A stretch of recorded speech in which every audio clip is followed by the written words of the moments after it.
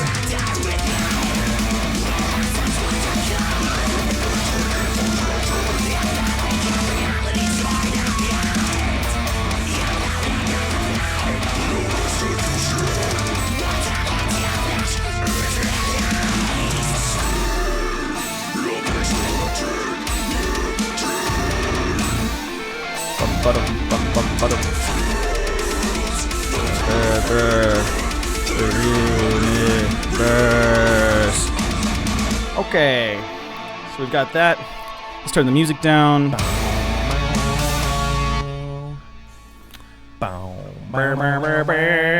Okay, do you need more loud in here? Do you want to hear me better? Say something? Hi, my name's Nico. This is a bag of chicken. This is a whole chicken. Oh, I need to turn the chat off, otherwise my face is gonna be covered this whole time. Oh, Nico, you're garbage. Bottom middle between us. Yeah, I can move it. Should I move it? Of course, where are we gonna put the lyrics?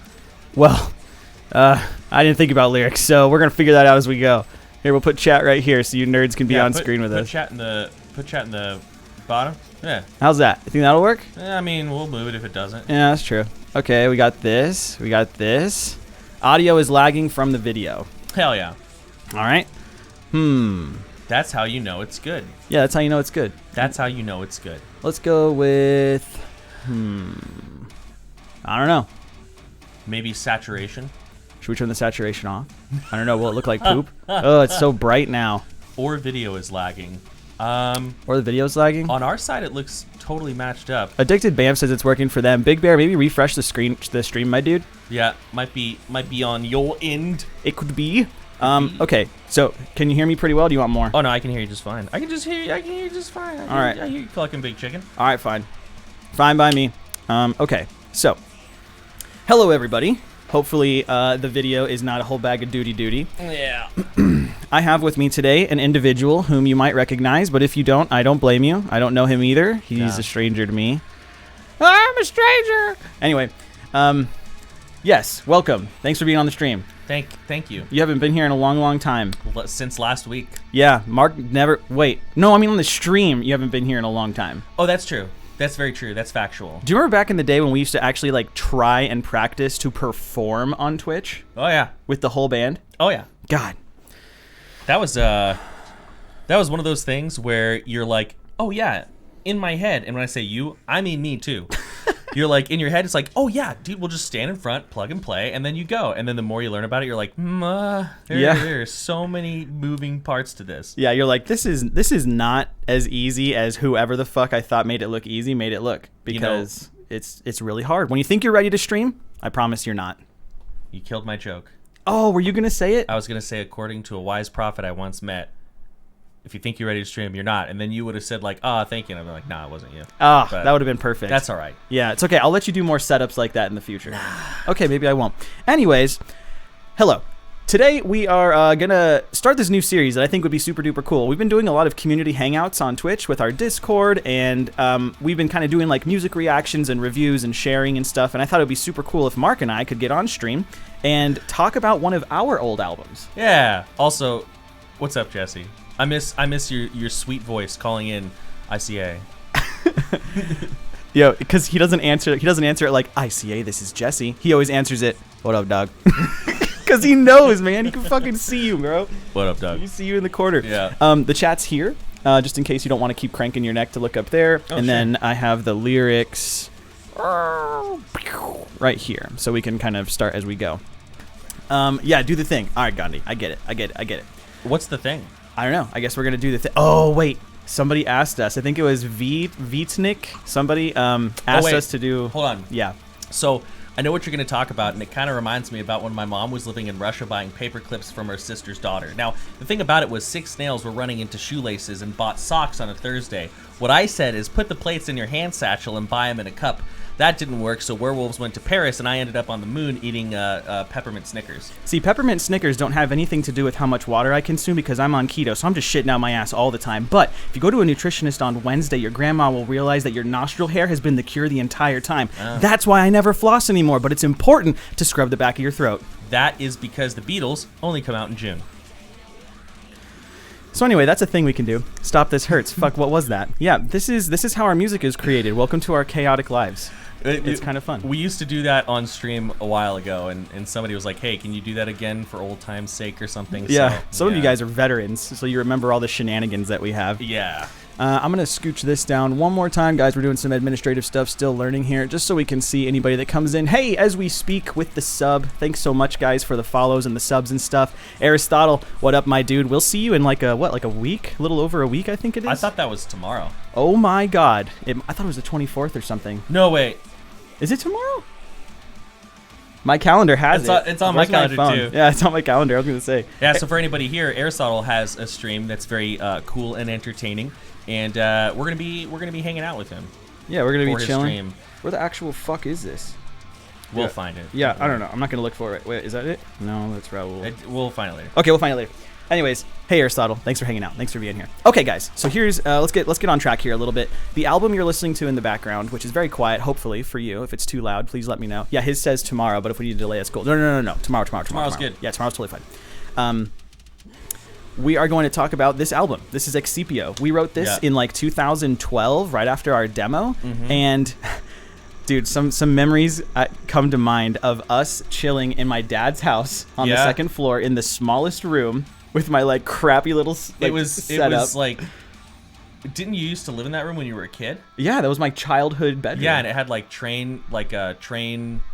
like what is that wallpaper device? It's like a piece of wallpaper. Yeah, it's like this wallpaper tall. that only comes halfway up the wall, and it was it was adorable. It was like trains and cars. Yeah, and, it was little kid stuff with like bright colors, and it went all the way around the room, and then there we are. Yeah, like a border neuro, exactly. Yeah, and then there we are, making a technical death metal album in that same room. Yeah, it's fucking wild, man. So let's talk about Excipio. What is Excipio about, Mark? Well, Excipio, the concept of Excipio was actually your idea. See, here we go. I'm about to be learned something. We're going to find out. So often, this is a pretty common occurrence in Kardashev. Nico will be like, man, that is so cool. Like, where did you come up with that? And I'll be like, dude, that was your idea. I didn't think of that. That was your idea. I just give him all the credit because like he makes it execute really well. So the idea about Excipio was playing around with the concept of a progress trap. Right? Remember that? Yep, sure. You had watched a TED Talk by Mike Rowe. Wait a minute. You're thinking of Peripety. So anyways, it was about progress traps. That was Peripety. Well, I guess I'm going to learn too. But essentially, the idea... Learning. So our demo was all about like all of these great things like humanity could be, right? Like humanity at its best. And then Nico was like, I learned about like about this idea of a progress trap, which is where you think you're doing something very beneficial for you or for your society, but you don't have all the information that you need. You don't have all the context, and so what you're actually doing is screwing yourself over down the road. And there was something about buffalo. Yeah, so there is this example. Buffalo run, buffalo jump. It is called a buffalo jump. Buffalo jump. And the way that it works is, as an illustration for a progress trap. I almost said Excipio again. For a progress trap, is that a native tribe who has the capacity to hunt down a single buffalo eventually has the capacity to maybe hunt a small herd. And then maybe technologically speaking, they sort of begin to understand how like gravity can work to their benefit. So now they maybe drive that herd off of a cliff, and they didn't have to really exert a whole bunch of energy. They're like, hey, we can just drive them off the cliff and then go scavenge. But the problem is, and here's the progress trap part, by learning about the tool of gravity to work for them, they have inadvertently killed the entire herd of buffalo who are now not going to reproduce, and they have to find a new source of food. They got to get up, they got to move. Yeah. So getting more buffalo seemed like progress, but in actuality, because they didn't have that context. Actuality, that was just funny. They didn't have that context. They did trap. So this whole album explores the idea of a progress trap, and I think we did that kind of okay.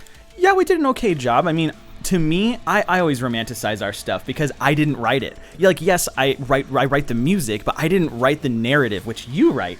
So I'm always like fucking like, oh my god, this is so sick. That's Nico's really subtle way of saying like, if any of this sucks, it's not my responsibility. Okay, also, I'm okay with that. Yo, Rob, what up, Rob? Yo, Rob's in the chat. Fucking Rob, bro. Everybody, hey, what's up, Bree? What's going on? Oh my gosh. So everybody, Rob has been a friend of ours forever.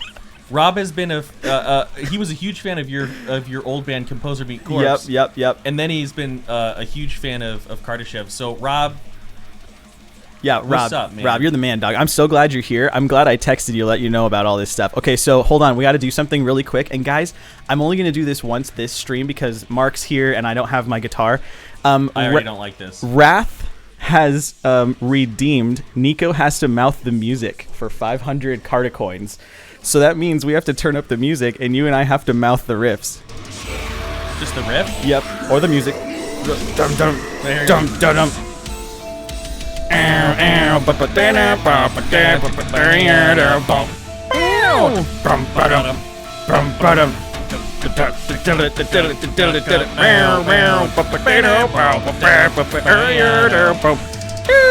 Oh, I thought we were done. Oh, okay, we can be done.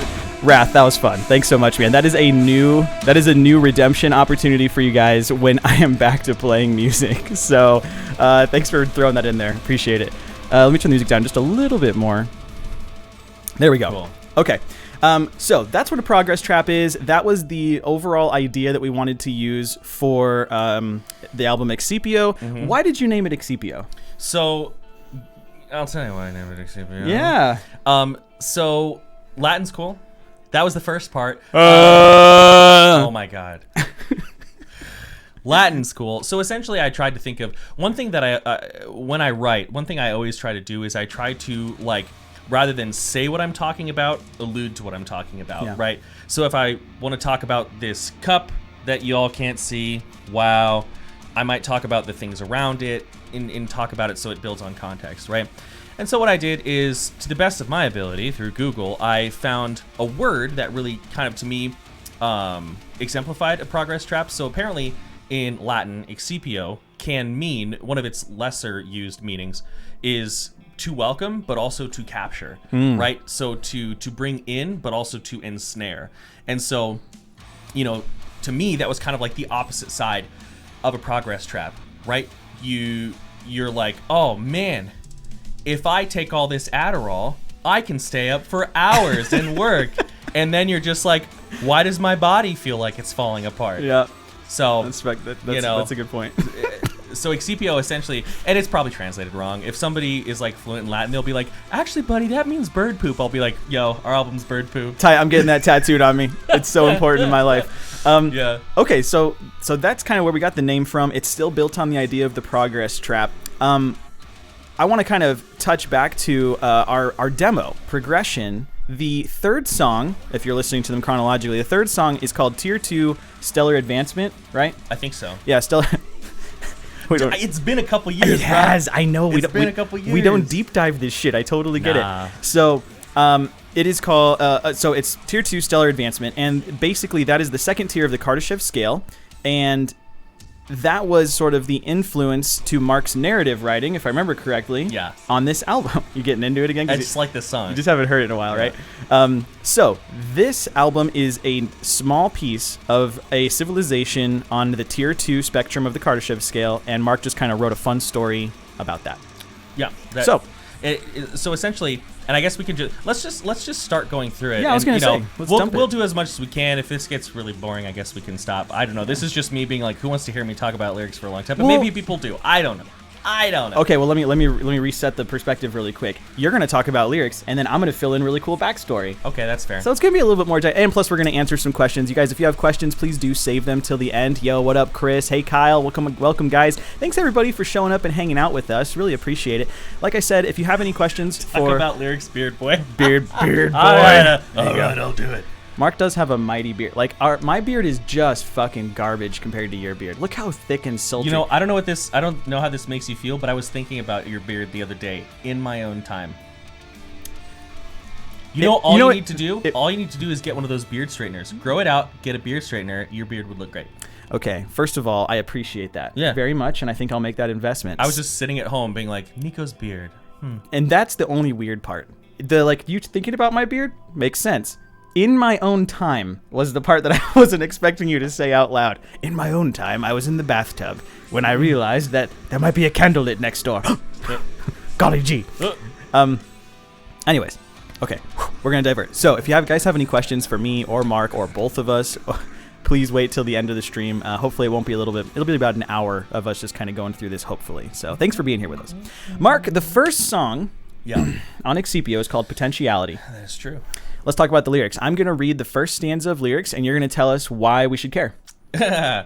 Here we go. Mankind has left the earth, readjusted purposes, commencing alignment shift. All right. Oh man. Okay. So we talked about our demo in a video that we're going to upload later, and in that video I talk about how early on in my Kardashev, this was my first band. This was the first musical other than like me coming home to like just do shitty vocals in your mom's house. Yeah. Like this was my first band, and I was more focused on fitting a genre than writing genuinely, right?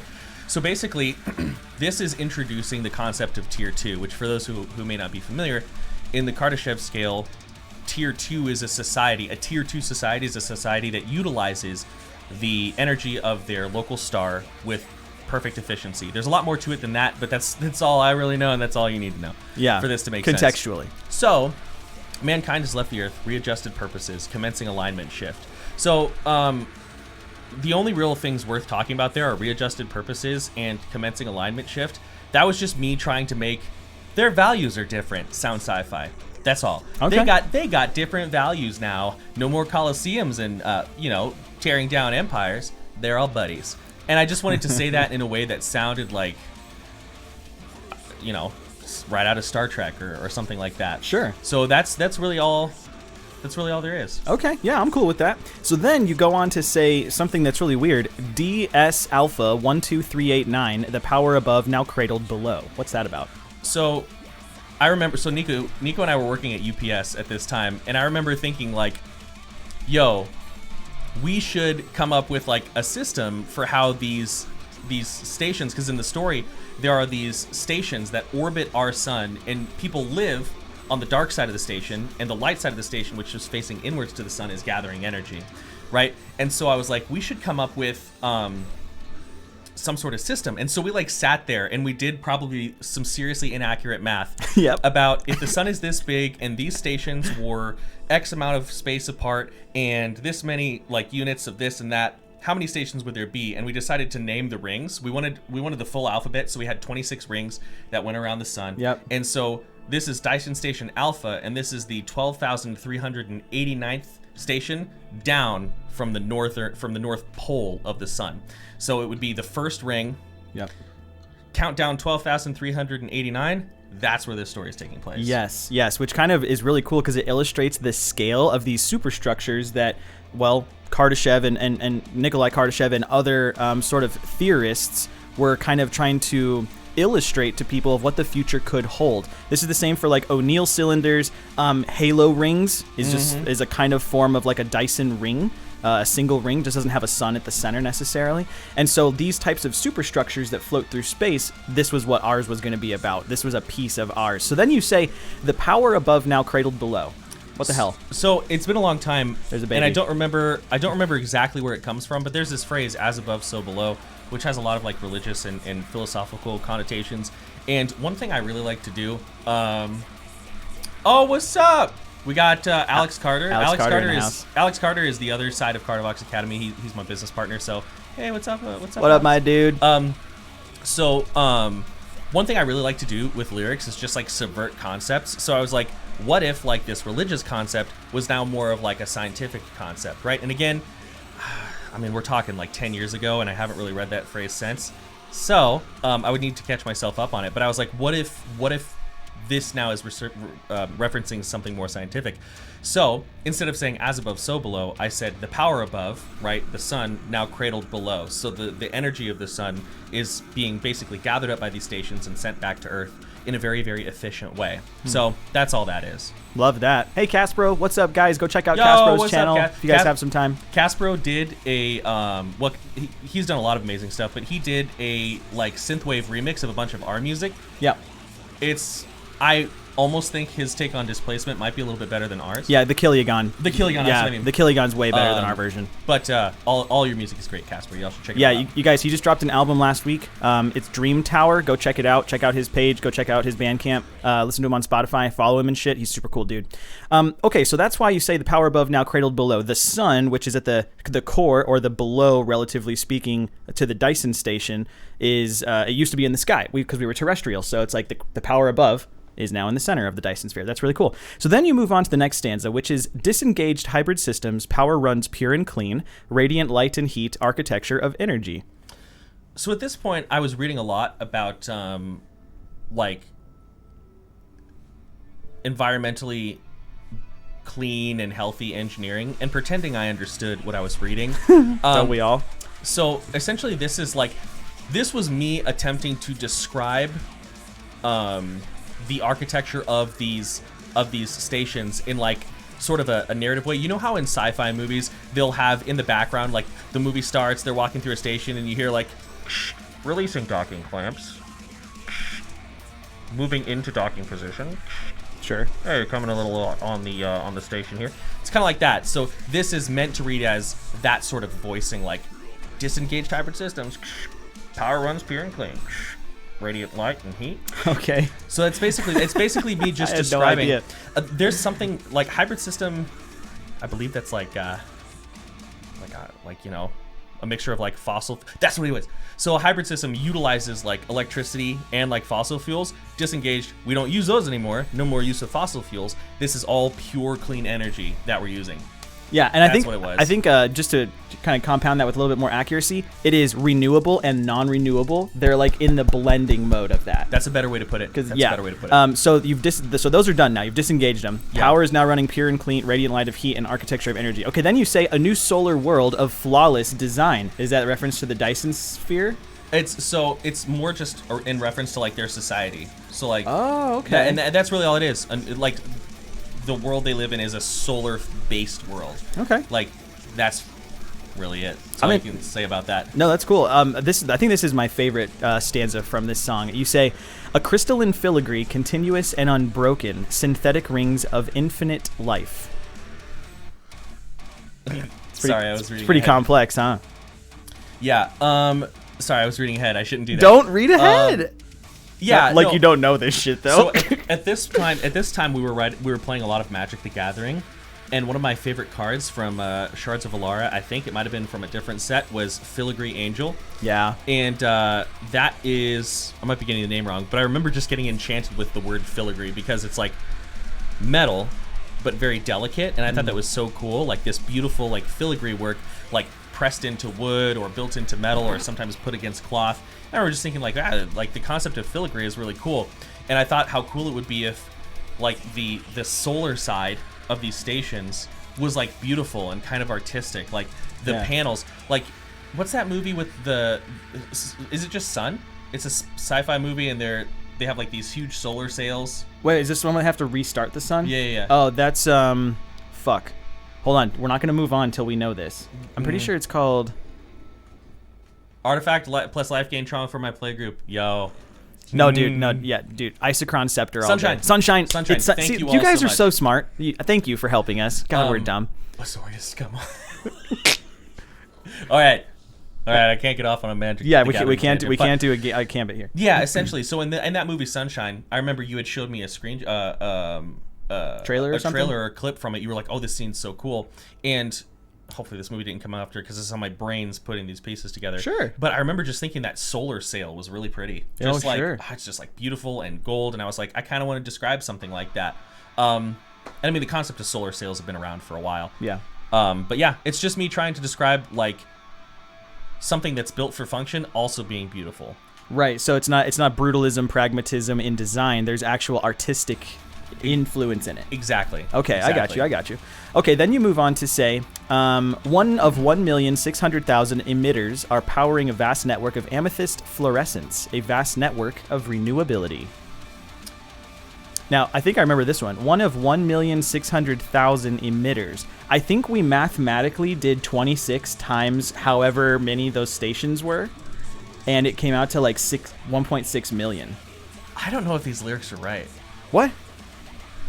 1 of 1,600,000 emitters are powering. We're gonna listen to. I'll put it on right now. It's a new solar world, I think. Hold on. What song is this? We're still on Potentiality. Potentiality. Jesus Christ, we're still on the I first think fucking these song. lyrics are wrong. I don't know.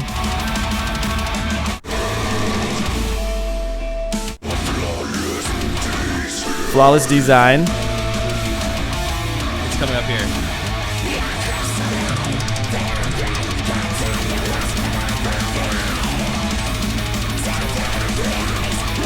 No, you say this.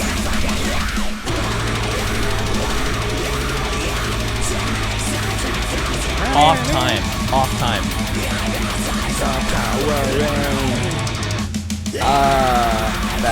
Yeah, that's okay. No, you're right, dude. Oh, the old. Okay. So I was yes, wrong. these lyrics are fine. Nico audited them. Thank you. If they were wrong, it would have been my fault. That's valid. Because guess who my source was? This guy. Okay. Yeah, you're right. So you were talking about the math that we did, and I think you're correct about that. Yeah, so I think it was 1.6 million different little Dyson stations all around this like spherical enclosure. Okay, so that's what I think that is. And if you're agreeing, No, then... you're 100% right. Okay. Yeah. So the next piece is emitters. So those 1.6 million emitters are powering a vast network. So that's basically saying that they're efficiently capturing all of the sun's what's the word? Radiant light and heat. Radiant light and heat, motherfuck. They're capturing everything. So it's just, here's the thing.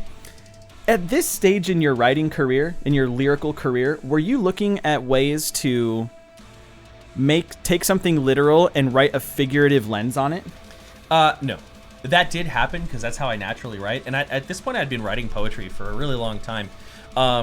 In this, like, really I think these lyrics are okay for who I was at the time. But reading back on these lyrics, I can really, I can summon back the feeling of being like, this has to sound sci-fi. And I think that the lyrics, to me, come across as a little clunky for that reason. Okay. That changes a lot when we get to Iota. And I remember when we did Iota, I was like, I'm really tired of that. Yeah, you were just like, I'm not doing this little shit. We got a question, actually, that is pretty relevant.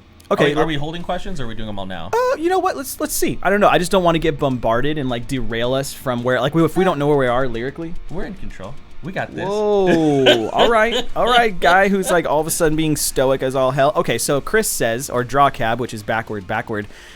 Chris says, that's genius. So does the Dyson Sphere house a community where this story is taking place? I've always thought a Dyson Sphere collecting and then distributing energy throughout a solar system. Both. There you go. Yeah, it does both of those things. So the Dyson Sphere, it's a bunch of individual stations that orbit the sun, right? And so if this is the sun right here, and then here's a station, this side of the station is just like a solar panel, a big solar panel, or a sail, but I always imagined it as a solar panel. And this side is actually a city that is powered in part by that, but the energy is predominantly being sent through, like you said, like throughout the solar system. In our narrative, mostly back to Earth, but it could be the solar system as well. And the reason that we did that is because I figured that if we needed that much energy, we probably had a lot more people. And if we had a lot more people, they probably couldn't fit on the planet. Yep. So that's kind of the reason we put people on that Dyson Sphere. But yeah, everything in this album takes place on Dyson Station 12389. Yep, that's correct. So great question. Thanks so much, Chris. Really appreciate that. So Mark, here you go on to say, a vast network of amethyst fluorescence, a vast network of renewability. That's really just all it is. I love the word amethyst. It's one of my favorite words. So I was just like, I'm writing this. I'm going to make it purple. Yes, that speaks to my soul. That's one of your favorite colors, It is my favorite color. Look at all the fucking purple in front of us, dude. Wow. No, you're totally right. Everything's purple. Yeah. But yeah, I mean, that's really basically all that is. I just love the idea of it being like this purple crystalline thing gathering up energy. Yeah, I'm into that. I mean, I like shiny purple bits. People are giving you purple hearts. Oh, you guys are the best. I love you. Okay, so then the very last stanza here, you say, a station built among the stars for a global civilization. Do you notice a trend from progression with that last line? Yeah, I think I do. I don't know if I noticed the same trend. It's like stitching the past and the current together. Yes. Yeah, so this album actually, let me start this sentence. You can start over if you want. I can start over. So Excipio basically is sort of the gradient, the blending point from tier 2 into tier 3. Wait, what's the question? You just lost me somehow. So you were talking about how in the last album, the last line of the songs would stitch together the upcoming song. Yeah, so what you would say is like a civilization who is like globally whatever is now ready for stellar advancement. So you're kind of like to the next one. Yeah, precluding the next one. It seems like this is doing the same thing. Correct. But going backwards. Yeah, you're referencing the previous sort of part of the Kardashev scale in this song, which is stuck here. Hey, that's Noah. What's up, Noah? I love how much purple ended up in the album cover for Cardasynth. Dude, purple and green are my colors. Those are my colors. Yeah, and like down here, if you look, the names are purple and green right next to each other. That's so sick. Dude, that's the love right there. Okay, so that completes the first song, Potentiality. Yeah. Why'd you call it Potentiality? Just because even though we're talking about a progress trap, we were both still very intrigued by like humanity being better than it is. And so to me, like this station represented like the potential that humanity has, like not to be a bunch of shitbags. Yeah. You know what I mean? Like Yeah. like to be just to be rad to each other. Whoa, hey, hell yeah. Yo, Taniel with the gifteds. Oh my gosh, dude, you guys are too much. I appreciate you Awesome. so much. Taniel, thanks for being here, man. Thanks for hanging out. And thank you for the 5 gifteds. You guys enjoy those new sub emotes. I really appreciate it. Awesome. Okay, so you called it potentiality for those reasons because we were definitely intrigued. I wanted to double down on this with a term that maybe some of you don't know, and you can learn a new word today. Word of the day. Are you guys ready? It is called pronoia. It is almost the opposite of paranoia. Paranoia, you think everything's out to like do bad on you. Pronoia, you think maybe the universe is actually moving towards a positive net outcome. So there's a possible term, and I think that's what kind of potentiality for me alluded to was that, you know, maybe it's not going to be all bad. I'm not going to say it's as rosy colored as Carl Sagan's interpretation of the future, but I would hope that it's somewhere closer to what he thinks versus what actually will probably happen. Yeah, no, I think you're spot on. Where everybody's just poor and we have to work on the fucking asteroid belt mining all day, listening to really bad rock and roll that they're playing over like the solar system radio station, thinking about like what kind of bugs, space bugs I'm going to eat today for lunch. I'd eat a space bug. Here's the thing. I know you eat bugs. You have eaten plenty of bugs. Okay. I love eating bugs. Oh my gosh. Do you remember when you ate bark off of a tree? Yeah. Okay, so the next song is called Multitudes of Life. Also, real quick, What? I don't know how to say it. Vedo Sog, but You want to go? yeah. That is black speech from Lord of the Rings, and it means execution. All right. Well, A, your name is amazing. Also, B, thank you for the compliment. I appreciate it. Aw, so sweet. Space bugs. M, would you eat them? M, would you eat space bugs? You gotta tell me. I'm not moving on until I know this answer. Entomology sounds like entomology, which is the study of bugs. I don't know, but Rob says, holy crap. M says, what? You've eaten bugs? Okay, the stream's a little bit behind. Usually it's a 20-second delay. I feel like it's about a 30 to 40-second delay right now. It does feel like it's a little bit of delay. And actually, yes, I have eaten ants, crickets, grasshoppers. A large portion of the world eats bugs as a protein source, and it's very delicious. But I know you've eaten live ants. Yeah. Have you? What other live bugs have Just you? ants. Yeah, I've see eaten that? live ants. I mean, I get it. Eating bugs is like a protein source, but like, let's be honest. Yeah. Would you eat a live bug? That's what Fear Factor is built on. It depends. It depends, yeah. But I mean, like, when I've had grasshoppers, though, it's not like I find a dead grasshopper on the road. It's like, I think Kabula? in our D&D game, I called it kabugla. But I think in Mexico, they call it chapulines or something. Yeah. But it's like tossed in oil and fried, and it's got like lime and like paprika or like cayenne or something on it, and they're really good. Like I'm not just like, ooh, bug under a rock. Yeah, you're not like Timon and Pumbaa. No, I get that. But here's the thing. If you went to go eat a bagel and you saw that it had little sprinklings on the top, you'd just be like, oh, everything bagel seasoning. It's like seeds and like herbs and stuff. It's actually bugs, and you're getting your protein for the day. I would eat an ant bagel. I would eat an ant bagel. Anytime. I would try it, totally. Okay, we need to move on. We're getting derailed. Thanks, everybody, for hanging out with us. If you have questions, like I said, we'll try to make time for them. Okay, so the next song, this would be track 2 on Excipio, is Multitudes of Life. You start out by saying, the power to destroy distinction within a single cell, and then it goes on to a dialogue. So the power to destroy distinction in a single cell is like a precursor. It's kind of like a primer for the song, right? Yeah, exactly. So this is where we start introducing the narrative aspect of the album. So Potentiality was literally just the introduction, which, funny thing, Potentiality, its working title was Introductions. Because it was Introductions, but we moved past that. I just remember that. Anyways. Oh my gosh. Anyways. So what we did then is we renamed it. But so now we're introducing characters, or we're introducing people, and I just love writing vague. So I'm not the kind of writer who's going to be like, and then this character said this, and then that character said that. Not because I'm against it, but because I suck at it. Okay. That's the main reason why. So it's a little bit vague, but essentially, and all these characters actually have names that we would use. But They do. essentially, to set up what this song is talking about, and I had not watched a lot of Sci-Fi by this point, so if this story sounds a little familiar, ma B. Except for all of Star Trek. I had watched all of Star Trek, but Star Trek is Yeah, I'm not gonna weird put thing. you on a spot. Like, okay. But essentially, so it's this idea that a little capsule, like a tiny little capsule, was found floating through space, and they grabbed it and they brought it in, and in that capsule was like a little slide with a single cell on it. And later on in the album, we learn that the cell when like replicated and nourished and everything, Aunt Bay, like replicated and nourished and things like that, becomes like a kind of like a primordial being in a way. And so this line is talking about how through most of human history we view ourselves as humans, everything else. It's either nature or humans. Yeah. And this cell, if it is nourished and if we see this primordial being, we're not so distinct anymore, because like there aren't really a lot of humanoid creatures in reality. Yeah. Right? I think in a fantasy setting you could definitely say that like the apes are humanoid, right? But okay, I'll give you that. But like in like, scientifically, I don't, and feel free to correct me on this, but I don't think we would like call a gorilla humanoid. Although like in a D&D manual, I think you certainly could. Oh yeah, I will agree with that. I was thinking more like centaurs, mermaids, things that actually have humanistic human quality. Yeah, okay. For sure. I got you. Essentially, this would destroy that convention that like there are humans and then there are other things, because this would be so close to them.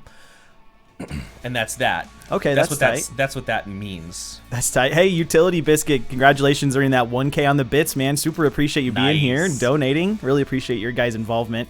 So you mentioned that. Then you go on and there's this dialogue that occurs. Now, I want to take a moment. You mentioned that the characters in our story have names, but I would argue that there is one person in this story who does not have a name. Who? Whoever is against bringing the cell to fruition. Captain Holloway. You fucking named him? Yeah, because you never even told me. I did. We had a whole conversation about it. Son of a bitch. Captain Holloway, that's such a cool name. It's because his ideas were hollow, and the way that he thought was closed-minded. So he was a Holloway, Captain Holloway. That's so much cooler. I can't believe I didn't remember that. I know the other characters' names, which we'll talk about eventually, but okay, let's talk about this. So I'm going to read the whole dialogue.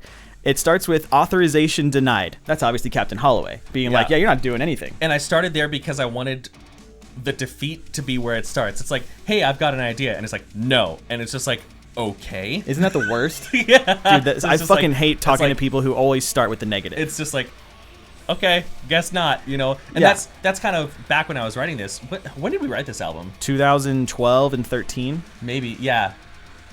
No, yeah, you're right. I don't know. Well, so that's basically where it started. Okay. And it's just back and forth. All right, it's back and forth. So here, you be Captain Holloway. Okay. And then I'll be... Do you want to say the name? No, I want you to say it because I want to know if you know it. Dr. Bell. What's her first name? Catherine. You're right. Oh, God. Also, fun fact. I got it. So the Doctor, who, again, we never really fleshed out, mostly just because we didn't have the resources at the time, is a combination of two of my favorite Star Trek characters. Yes, I think... Janeway. Catherine Janeway. And then the last name Bell I just picked because I liked it, but Dr. Beverly Crusher. Both redheads in the story. She's like a redheaded doctor, and I always imagined her wearing a blue robe, just like Dr. Beverly Crusher does, because they're two of my favorite characters on Star Trek. Yeah. Okay, so you're a nerd. So you're gonna be Holloway, and I'm gonna be Dr. Bell, Catherine Bell. Okay. Okay, here we go. Authorization denied. You're impeding progress. Your mind is closed. But the risks outweigh the benefits. We don't know what it'll create. I will nourish the cell and bring this to completion.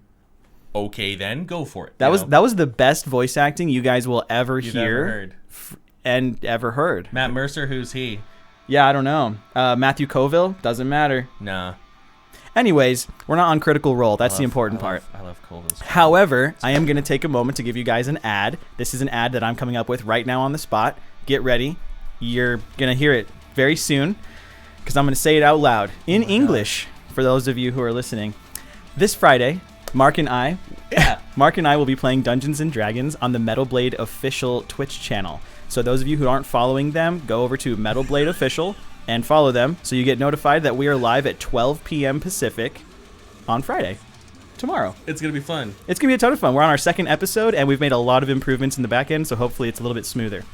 Also, this is Big Bear. Normally that's a paid service, but you're welcome. Whoa. Paid service? Y'all going to bring me to completion if you keep talking about sci-fi stuff. Okay, onlyfans.com/Kardashev band. We do have paid exclusive naked content. No, there's no naked content. I mean, the music's nude because it's still in pre-pro. It's not finalized yet. We are all clothed. Yeah, I mean, there's no pictures of us. You better be clothed. There's no... Oh, God. Subscribe and find out. Oh my God. All right. Okay. Anyways. Okay. There really is a Kardashev OnlyFans though. There absolutely is. You think I'm messing with you? I need to give my dudes a reason to tell their girlfriend why they got OnlyFans on their phone. It's very simple. Didn't you put a video on OnlyFans of you putting peanut butter on your foot though? So that was a one-time pay-per-view that nobody should have known about. Let's move on. I still have that video on my phone if you want to watch it later. Okay, so this dialogue occurs between Captain Holloway. Mm-hmm. Captain Holloway and Dr. Catherine Bell. Commander probably would have made more sense. Commander would have, yeah. Well, it's a Dyson station. Who knows if they're like a military? Maybe but they can fly. But that's part of the sort of political intrigue underlying this whole thing is that the military, like in true Stargate and any other sci-fi fashion, is trying to like demand a say in being like, you're not going to do that. You know, it's kind of like when you hear the conspiracy theorists, aliens, right? When you hear the conspiracy theorists say like, oh yeah, there was a ship that landed, but of course the military was there like right away and we never saw any footage, blah, blah, blah. Mm-hmm. I think this is kind of similar in that way. Yeah. The military is just trying to intervene. Whereas you have this altruistic sort of doctor who's like, no, like it's an imperative that we scientifically figure out what this is. Yeah. Now, here's something to keep in mind. So this dialogue, later on, we find out what the result of it is, and we learn that they both had a bad idea. Whoops. It's a real Kobayashi Maru. I just Kobayashi Maru'd the whole thing. If you feel me. Oh, this part, dude. Yeah, I mean. Oh, hang on. Taniel just redeemed that we have to sing the next minute of our discussion. Oh, seriously? Yeah, but we don't have to do it well. Okay, here we go. Okay, you can't judge Mark on the singing because we're just gonna do it nonsensically. No, it's so cool. It's my whole career is based on vocal performance, and cool. Now, fucking sweaty Mark. Okay, so here we go. Yes, the next lyrics are catalyst of self-sustaining process introduced to accelerate replication. Mark, what does that mean? Well, I'll tell you what I meant. I was trying to pretend I know about chemistry. I don't know a thing about it, but I was trying to make it sound like they put some chemicals into the cell. Get it? Okay, so you're saying they were trying to make some kinds of chemical reaction occur to make the cell grow full? Oh, yeah. Tight. Okay, cool. So that's going to be the end of that. Taniel, thank you for the 2,500 card coins. Appreciate it. Oh, God. Okay, so we talk about that. Then you say, this system is living, contiguous, metabolic, maintaining homeostasis. We'll start there. It's a long... Yeah, so literally I just went on the internet and I was like, what's the definition of a living organism? And it's a contiguous system that has a metabolic rate, reproduces, takes in nutrients, and I just kind of reworded that to sound cool. Like, legit. Tight. I just basically was like, dictionary definition. Yeah. Yeah, but you're not giving yourself enough credit. I see what you're kind of like downplaying a little bit, but you also have chosen these words in such a way that like syllabically and also melodically, they're sort of making sense with the riffage, right? Mm-hmm. Yeah, exactly. And that's a lot of, I think, the nuance that goes underappreciated is that, yeah, anybody can just Google this shit, but put it like that and provide intrigue and set it to a beat, a BPM. That's kind of what I'm most impressed with. So then you go on to say, origin unknown and in question, a complex network of matter and form. So it sounds like you're referring to the cell as if it's never been cataloged in the entire history of what's so funny. Dude, interested in supporting Nico and Kardashev on a more intimate basis? That does, you're right. That should be the OnlyFans. Oh, fuck. What? Nico. Y'all are gonna know us on a more intimate basis. Yo, fuck everybody. Whatever. You write it. I'm not an underwriter. I'm not a copywriter. Also, yeah, Alex, this is the one I'm thinking of buying. Yeah. That microphone? Yeah. Oh, tight. Well, not this one from you. I mean, it is technically yours if you want to. I gave it to you. I know you did. I'm just saying it's technically yours. Anyways, so you go on to say that origin unknown. Is that what you're talking about, though? Legitimately, they're like, this is them inside their like little laboratory, right? Just looking at this cell and being like, I don't know if you could gather all this information from a single cell, but them basically just analyzing it. Sure, you could. Like DNA, RNA, I'm sure would show them a sequence they've never seen before. Sure. Yeah, I mean, I'm not normally that smart. I just know that letters. Like, I don't know if you could tell that like a whole system is contiguous from a single cell, but maybe you could. I don't know. I'm no science buff myself, but essentially it's just like, we don't know where this came from, but it's clearly very complex. That's it. I think this a complex network of matter and form. I think I was I was watching a lot of Richard Dawkins at the time. Yeah. And I think he described life in that way. And I was like, I really like that description. I Okay. really like a network of matter and form. Yeah. Because it's like building blocks put together in a way that functions. And I was like, that's pretty dope. Yeah, and it's concise, and that's important with lyrics. It's very concise. There's a lot of brevity there. Would you say concision? How much am I being paid? Well, I guess what I'm suggesting is it's very concise. It has a lot of yeah, I don't know. I don't know. The thing is, you can say whatever you want. I don't know if it's correct, but I like it. Concision. It's kind of like preach and prot. There's got to be a past tense. It's the like past tense of Steve is stove. Mac and cheese Don't is fucking at me. mac and cheese is mac and cheese. William Shakespeare is Will I Would Shakespeare'd. Yeah, that's what I'm saying, man. There's Yeah. got to be past tense of everything. Otherwise, you don't know English. Okay, so the next piece here you say is the being that sat before her. Oh, what's her? It's a type of what word? Not proverb. What's the fucking Pronoun? Pronoun. You've entered pronouns Yeah. into the music now. You are illustrating very intentionally narrative. The being that sat before her was self-aware. Its eyes held consciousness, a complex inquiry. Yeah, so I wanted to instill a sense of surprise, but I also wanted to make the being intelligent, because at this point, like, listeners who can understand what I'm saying honestly overly vaguely, if you want to tell a narrative story, maybe don't be this vague. But I wanted them to understand that this was an intelligent creature. So, like, you know, when you look in the eyes of, like, an ant, right? Ants have a certain level of intelligence. Yeah. But it's not the same as looking in the eyes of, like, you know, a chimpanzee, right?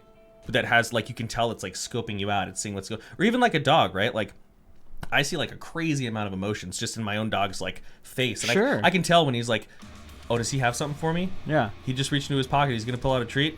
And he just, like, lays down, right? Yeah. So I wanted to just introduce that this is an intelligent being. That Right. this is it's not like, oh, no, there's a monster on the ship. Although Yeah. there are going to be monsters on the ship later. I'm sorry. It's my favorite part. It's the worst. It's not. Okay, so you're instilling this to show that, like, okay, this creature cannot be just assumed to be non-intelligent. We are going to start off by explaining the very first thing about it is that its intelligence is evident. Exactly. Got it. Okay, so then you go on to say, and we're almost done with the second song here. This is a quote by a third character who we have not named yet. Mark, would you like to name them? The premier... Okay, hold on. This is a big deal. We've told a couple people. We've told a couple people, but we've never publicly explained the name of this character, who is actually also the main character of what album? The Almanac. Oh my gosh. Yeah, so we've mentioned him once in the special edition Yep. Well, special editions always of- have extra content. of so. the Almanac. There's Yeah. a letter that he in the special edition, I think it was, or the digital download of Yeah, it's a digital the booklet. digital booklet of the Yeah. Almanac. You actually have a letter that this character wrote to Dr. Catherine Bell Yep. when he leaves, and this character's name is Kent because in our story, the, like, little cell came from the direction of Alpha Centauri. Yep. And Cent was a weird nickname, so Kent was what they called him. Perfect. So he didn't have, like, an official name, but around the station and to us, he was Kent. Yep. So every time we talked about this narrative and every time we reproached it in the future when we're writing new albums, we always said, is this a Kent story? Is this a Yeah. story about Kent? When we're writing a new album, we'll always be like, we'll either say, is this Kardashev lore, or we'll say, is this a Kent story? Like, are we writing a Kent story? Yeah, it's either one or the other, and that's the decision we always make. So this quote by Kent is, I was not born into wisdom. Wisdom was born into me. Why does he say that? So essentially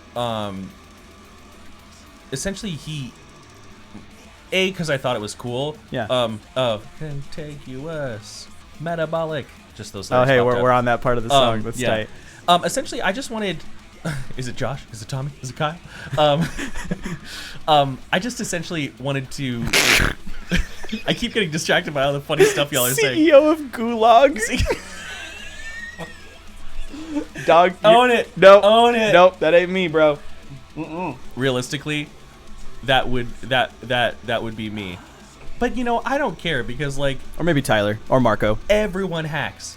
Oh, yeah. That game is anyway. I'm gonna get mad about Warzone. Yeah, don't do it. Don't do it. We're on a great roll right So now. essentially, I wanted this creature to be very, very intelligent, but very, very flawed. Yeah. Right. And so essentially, you know, she asks him, like, "Yo, like, you are like this intelligent being. You're extremely smart. You're extremely developed for like the 6 hours it's been since we nourished this cell. How are you so intelligent?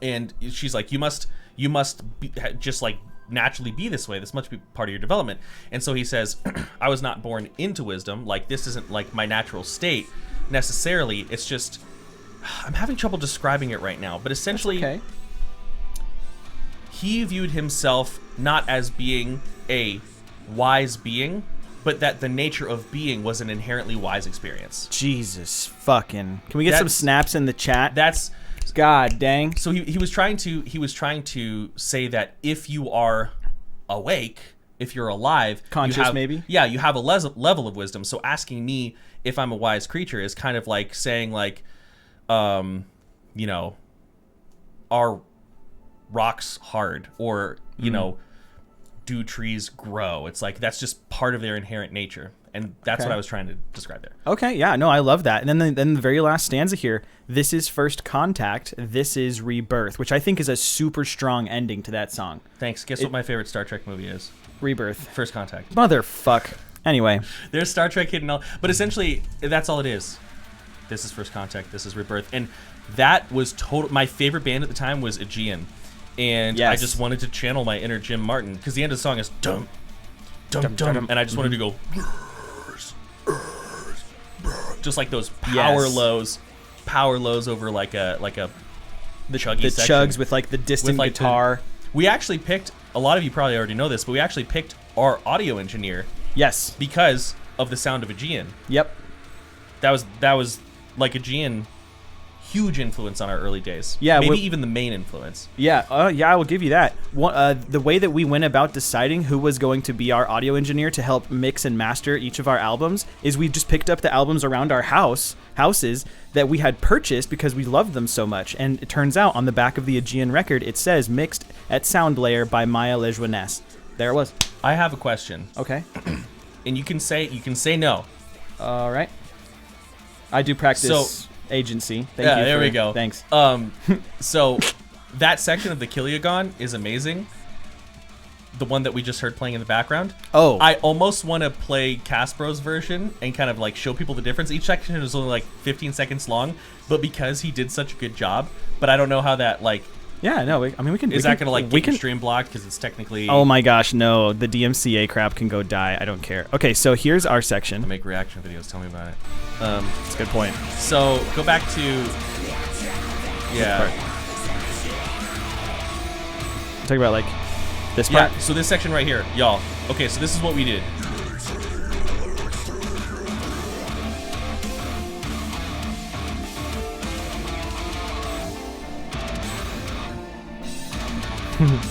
Which, by the way, beautiful, great work. Yeah. Great work on that. You like that line. Oh wait, are you talking to me? Yeah. Like the way that you put that like beautiful washed out line behind the chugs, just it's genius. You did a good job. Thanks, man. Yeah, I mean, we had really good influences. Okay, so here's Caspro's version. Oh my god. Y'all, this is the best. Y'all, Caspro's in the chat now. Oh my god, this is so sick. So this is the intro. The moment he showed me this, I was just like, how you writing our music better than us? How you doing that? Yeah, this is the best shit. I love collaborating. Here we go. Shut the fuck up. It's so good. Daniel says, can we get a toilet bowl noise in the next album? Yeah. It's already on there. I know.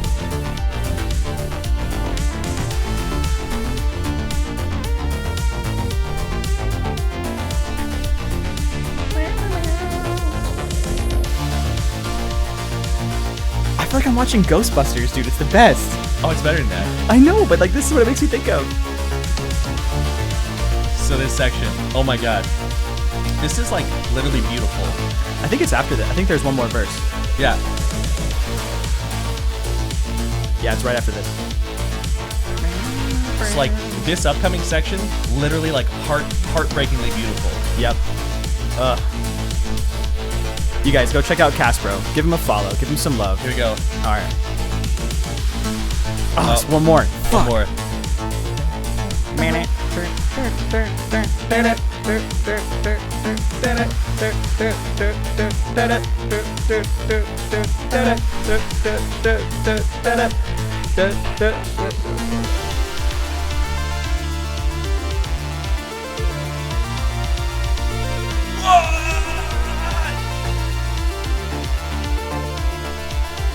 See you, fattest dog. Thanks for hanging. Right here. Oh my god. See you later, Daniel. Have fun, baby. Break. Love you.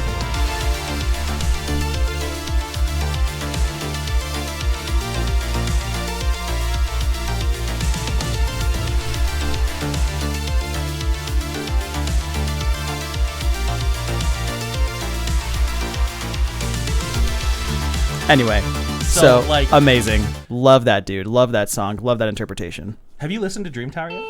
I have not actually. It's very good. I imagine it is. It's Caspro. It's very good.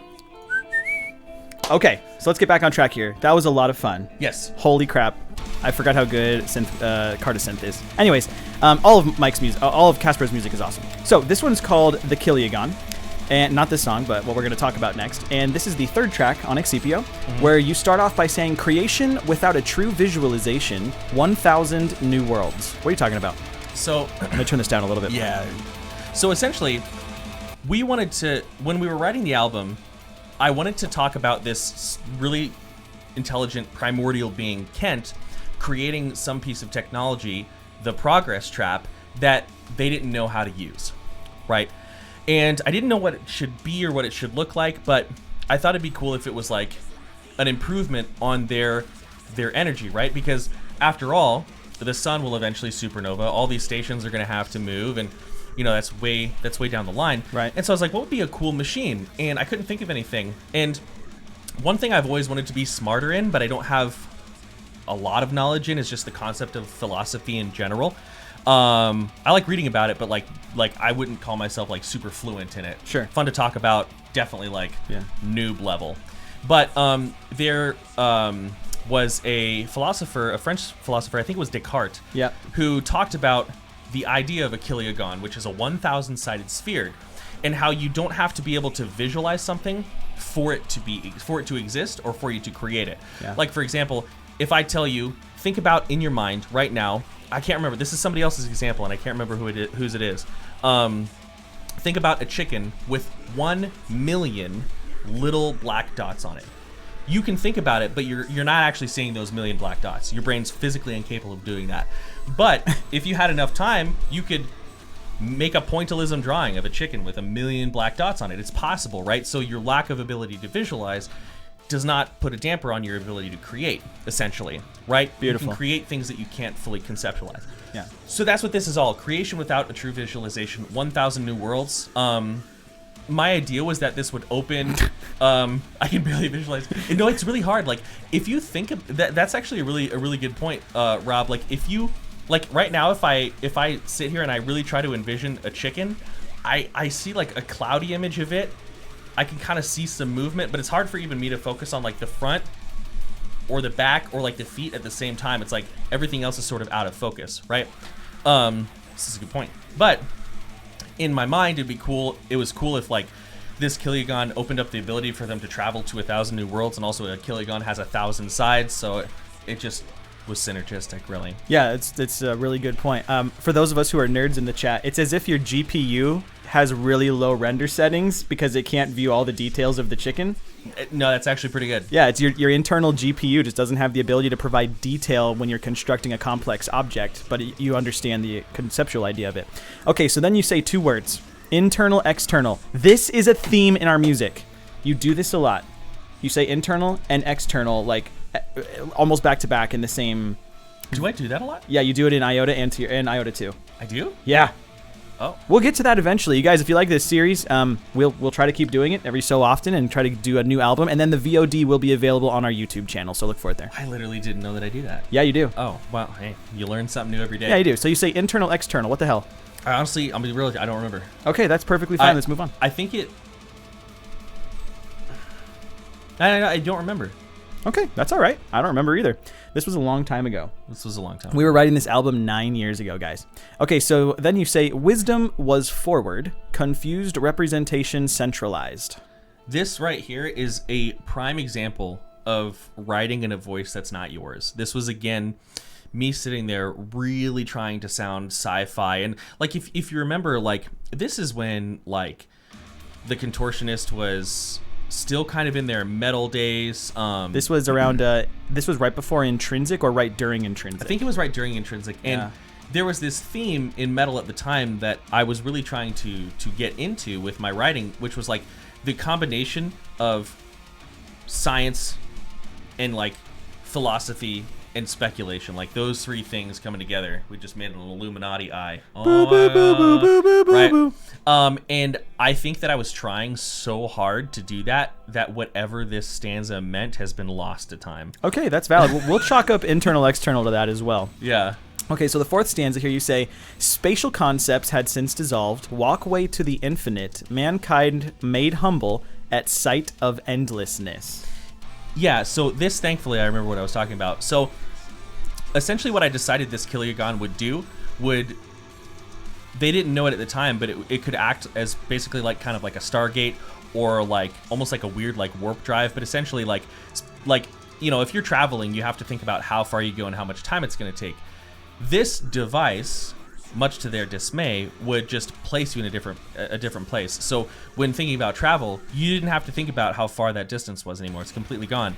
And then walkway to the infinite is just that. Like you could go anywhere. Like it doesn't matter how far away anything is anymore. Right. Literally not a factor. Distance is not an issue. Yeah. And then mankind made humble at sight of endlessness. I think this is sort of when humanity begins to use the device. They recognize that there is way more that they could than they could even conceptualize or theorize about. Yeah, that's probably what that is, right? You step out of the cave, and you see that there's a lot of stuff that you didn't know, and most of what you know in the cave wasn't necessarily true. Yeah, right. Plato's cave, I think, is what that's interesting. Called. Tomorrow night we're going to be on stream with Aristotle, who is actually a philosophy professor in New York, I think. We'll ask him about stuff like that. Yeah, because he would know a lot more than me. Yeah. He's got a doctorate in philosophy. Yeah. Essentially, it's just stepping out and realizing that you're a lot smaller. That's been a huge interest of mine for a long time as well. Like, you know, something being beautiful and insignificant at the same time. Yeah. You know, because oftentimes we think things are beautiful because they are unique, and they are unique because there's not a lot like it. But like, why do we think that?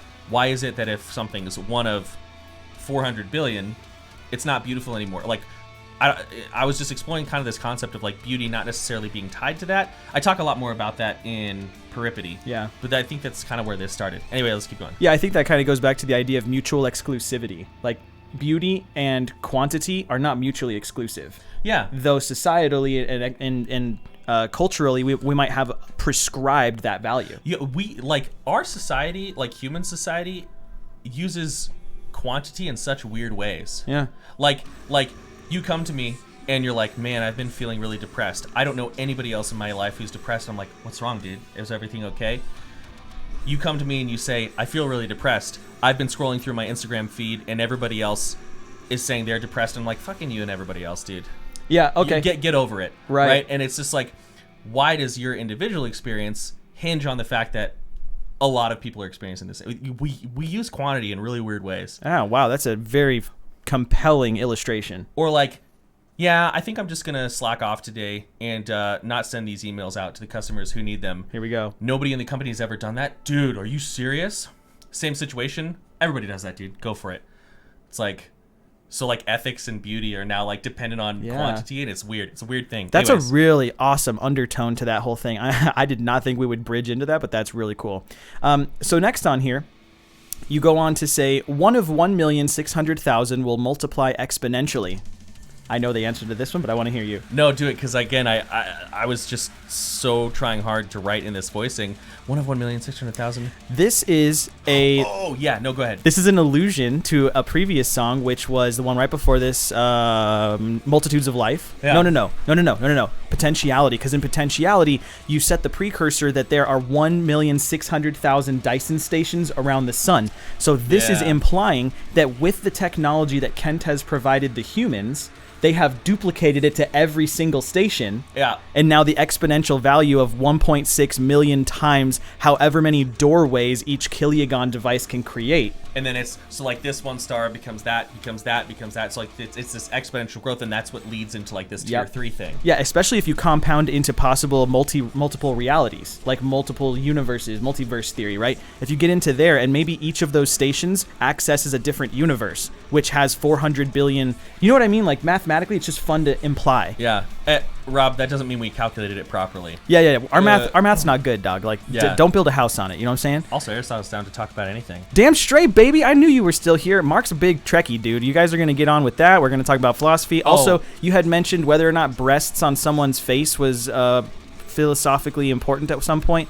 It's a whole thing. He's a guy. Yeah, it's going to be fun. I believe it. You guys should come tomorrow night. Real quick, though, Aristotle, I completely agree with your hot takes. Loxana Troy, worst Star Trek character ever created. When I heard you say that, I was like, thank you. If there's a Loxana Troy episode of The Next Generation, I'm skipping it.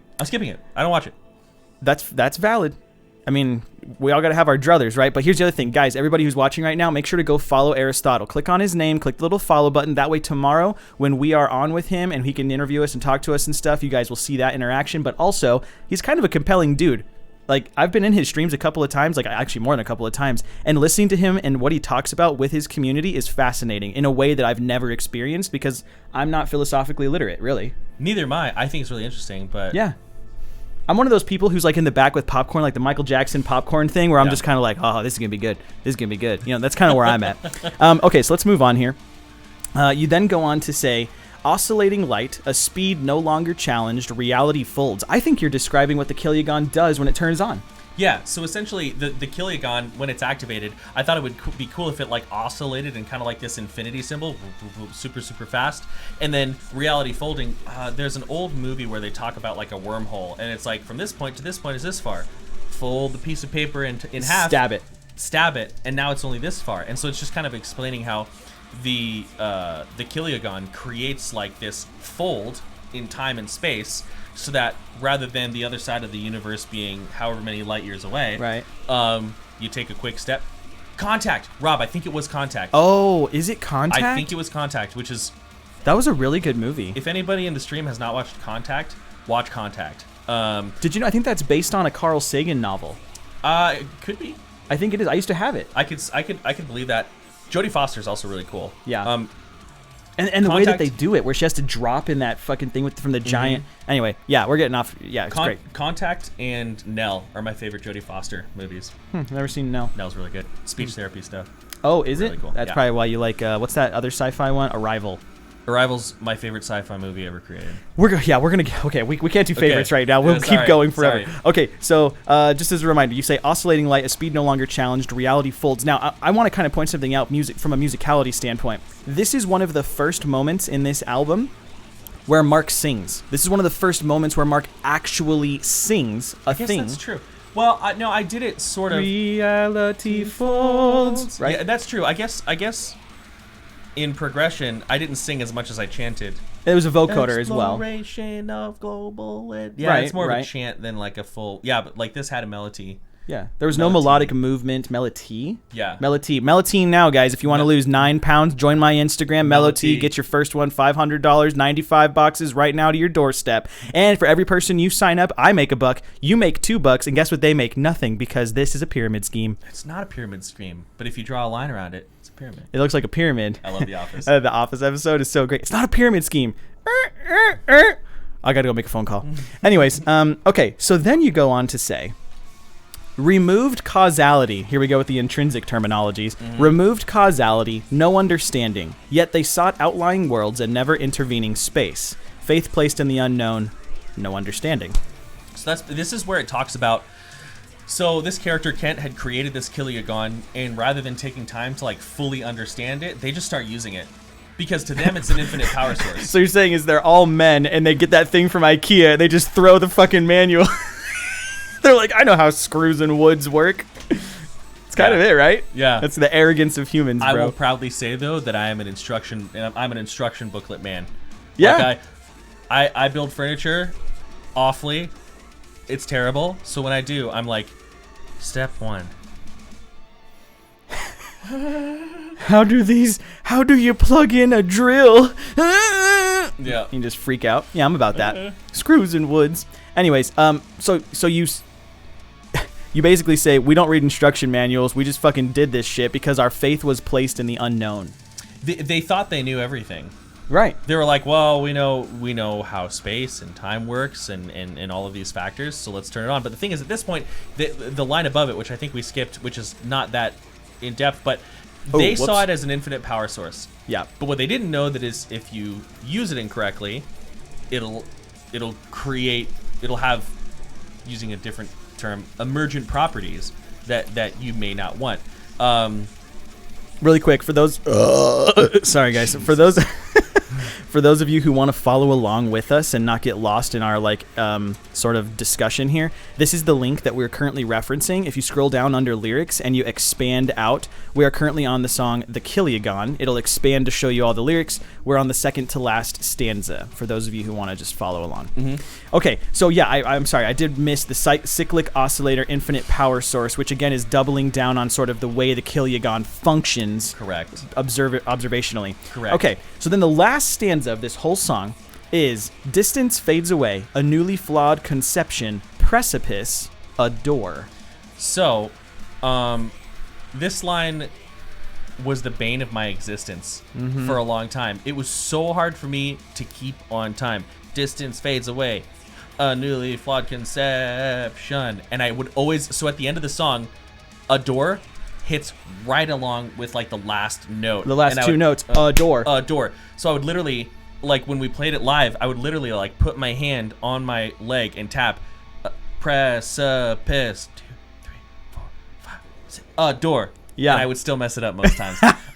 It's true. Okay, so with the first line, distance fades away. So I was kind of trying to build on that, like spatial relationships not meaning anything anymore. Yeah. Right? Because if you think about it, like when you talk about something fading away, in this context, you're talking about it being farther from you, and farther is a measure of distance. But now the concept of distance doesn't exist. So distance itself is fading away. Oh, like that's interesting. We don't use it anymore, right? That's like two levels of description right there. Yeah, kind of. So distance fades away. Distance is a newly flawed conception. And then one thing that I've always found a very compelling image is this is going to sound really dark, but stepping off of a cliff. Sure. But more like symbolically and allegorically, like you're making an irreversible decision to do something, right? But, again, not like an allusion to suicide or anything, but just like this action that you're taking is a sort of symbolic portal to something you can't come back from. Right, and so a precipice and a door, in that sense, could be considered the same thing in this context, and that's what I mean. I like that. Hey, we did play it live. Those were good times. Yeah. So, all right, I'm gonna do a quick aside here. Feel free to drink some water. Okay. Check this out, guys. I recently evaluated the way that I'm using my storage, my digital storage, hard drives, SSDs, cloud storage. And in looking through all of those files, I came across massive sets of videos, one of which is our first show recorded on a cell phone by Luke Kolb's sister.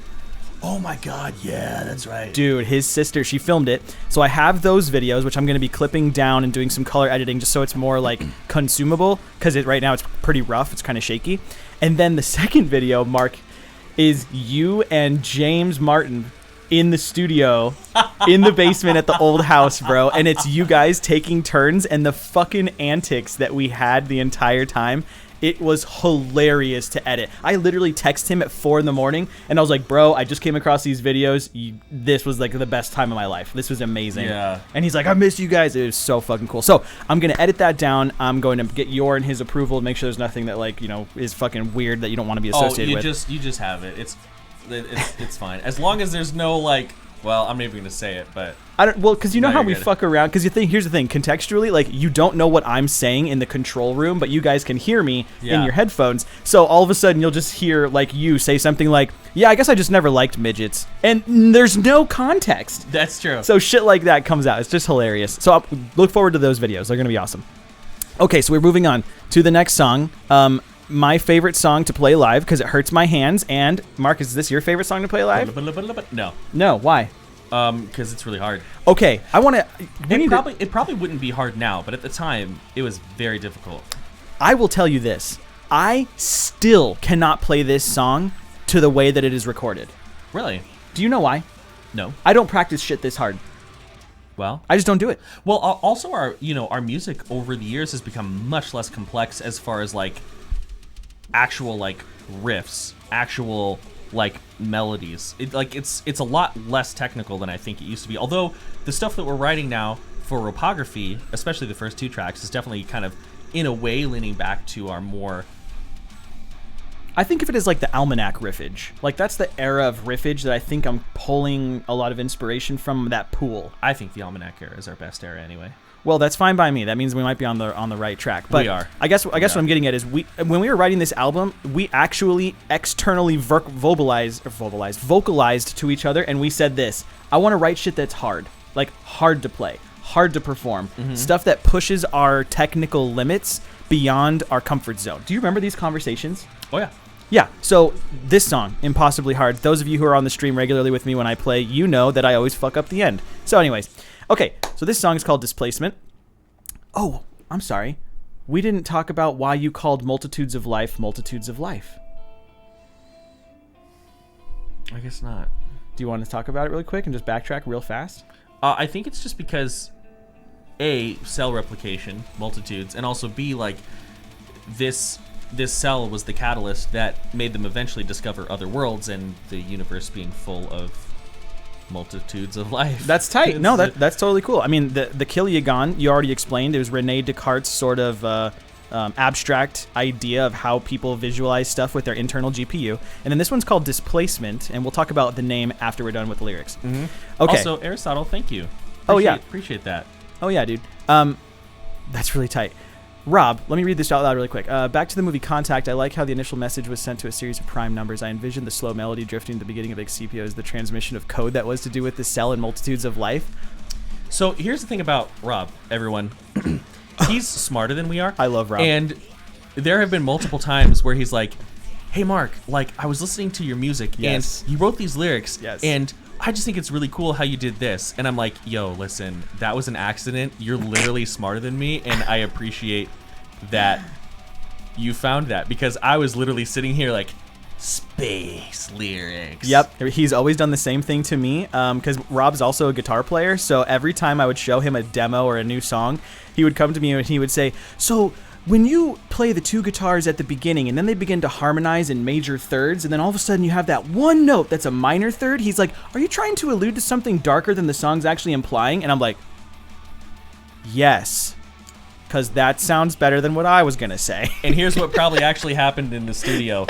Mika was like, God damn, I can't think of anything. And then I'm like laying on the couch eating a sub, and I'm like, do that part again. Yep. Yeah. Do that one. And Nico's like, on TikTok. Like, yeah, exactly. Nico's like, okay. And then it made it. Yep. And then I just record it, and I'm like, all right, I got to move on because I am like just dumb as hell right now. I think that, Rob, you're probably, and this is one of the things I enjoy talking with you about music on, you're one of the most active listeners I've ever met. Oh my God. Like the way, like I remember one time you were talking to me about the Black Dahlia Murders music, and I was like, I literally enjoy the Black Dahlia Murder more now. Sure. Because I am hearing things I wasn't paying attention to. Yeah, it's like when you learn like backstories and insights, and you know, kind of what we're doing today. Like, hopefully you guys might go back and listen to this album and be like, oh fuck, I get it now, or that part's neater now, or whatever. What? Oh, you're gonna be that person? Okay, tight. All right, so now we're on to Displacement. Let's begin. First stanza: immersed in emptiness, the mass of other bodies pushed aside, soft echoing of solitary footsteps. You are setting a crime scene here, sir. Yeah. So this was me really trying to start actually writing in a narrative voice. And it's also what made me decide I don't want to do that anymore. I actually don't think I did a bad job at it. I just didn't have a lot of fun writing these lyrics. Not sponsored. Yo, listen, Filberto's is so good. Their keto bowls are tight. They have keto bowls? You have to ask them how to make it. Like, you have to like say like, hey, I want this burrito with all these extra things, no tortilla, and it's a keto bowl. Oh. It's amazing. You can't do the rice though, innit? Yeah, no rice or beans. Easy. Okay, anyways, so in this song, yeah, now I'm trying to like start writing a narrative. I'm trying to make this sound like more of a story. So really I'm just I'm setting the stage. It's like the scene changes, right? And we're like, imagine you're watching a movie and it's beautiful and everything's happy. You see your main character laughing and talking to friends. Scene changes, and now you're that same main character is in the same setting, but it's dark. It looks like it's been vandalized. That main character looks scared. They're breathing heavily. They're sneaking around, and you're like, "Holy crap! Whoa! What just happened?" I need some context here. That's kind of what I was trying to do. It's kind of like a Tarantino. You know, he always shows you like the last scene where all the blood and gore and fight goes down, and then he like starts at the beginning of the movie, and you're like, I have to know how we got here. Yeah, he's like, I know how to get people watching the full thing. Yeah, that's called cinematic clickbait. You're welcome. No, it works. But yeah, so I'm setting the stage right now. She is walking through the Dyson station. Who is? This is Dr. Catherine Bell. The doctor who brought Kent to life. Right. So this is kind of an important. This is where we start to see, like I was talking about earlier, that both of their decisions were flawed. Because I think sometimes when we approach life, we say, "What's the right choice?" And rarely is there ever a right choice. Often there is a choice that costs the least, right? Like, you know, me being here, that means that I am not hanging out and spending time with my wife. Now, thankfully, she's very supportive. Yes. And she thinks this stuff is cool. But that's a cost, right? Opportunity cost. Opportunity cost. That's what we're looking at. You do one thing, you can't do. There is literally no way you can do everything. Right. And there's nothing is free, right? Right. Yo, the fact that you're quoting one of the cringiest Data episodes, Aristotle, makes me so happy. Okay, y'all with your inside jokes can just. All right. I am fully functional and playing in many pleasures. Oh, is that Data? It's Data. Oh, yeah. Fuck you guys. Yeah. Okay, so she makes this decision. Tasha Yar was also terrible. Thank goodness she's gone. But she. I guess tomorrow's going to be a Star Trek stream where Nico just drinks himself into a stupor. This is going to be great. That's like that would ever happen. I'm just fucking with So essentially, yes, I'm setting that stage, and the massive other bodies pushed aside. Essentially, the Kiligon, because they didn't know how to use it, it grabbed all of the people on the station except her, because fiction writing. Grabbed all of the Deus other Ex people. Machina. Yeah, just I need this to work. Grabbed them and switched them with somebody else. The funny thing about this is I had no idea I was doing it at the time, but this is literally the plot of an episode of Star Trek Voyager. God, of course it is, dude. You fucking... And the episode is called Displacement. Nothing is authentic. There are only 36 narratives in the entire existence of humanity. Yeah, and the thing about it is I had not watched, at the time of writing this, I hadn't watched Voyager probably in like 4 years. So it was just in my subconscious being like, pick me. You know? Sometimes I wonder if Mark actually like sleep talks. I do. And if you do, are you just quoting Star Trek? I'm gonna ask Katie. Maybe I'm gonna ask her. Maybe lately. I'm gonna be like, listen up, Katie. I need you to record what this dude talks about in his sleep. Because I used to live with you. Yeah. I seen you in your underwear a lot. You see me naked. Yeah, that's true. Multiple times. But here's the thing. I never slept with you, thank goodness.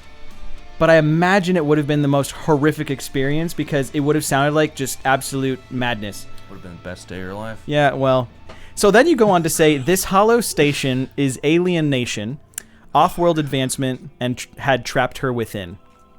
I love how you say alienation after station. I feel like I'm listening to like System of a Down or Blink-182 or something. Oh, yeah. Oh, yeah. Oh, yeah. Can I get one of those from you? No. Come on. No, I'm too angry at myself for being like, she's alienated, and there are aliens. Alienation. Mm-hmm. You see what I did there? Yeah. Never write in a voice that's not yours. Don't do it. Yeah, don't do it. Oh, it's cringy. Off-world advancement and trapped her within. Literally. Let's. Big Bear, 10 subs if he makes that noise. Really? I don't know. Yeah. Oh my god. Yeah. There we go. That was pretty good. There we go. Well, he's a man of his word. We'll see. So you say Hollow Station is alien nation. Off-world advancement had trapped her within. So okay, you're cringed at the writing, but what are you trying to actually say? Literally that. That she's by herself. She's by herself. Oh my god, he actually did it. Dude, Big Bear with the love. You know what we get for that? We get a micro dance.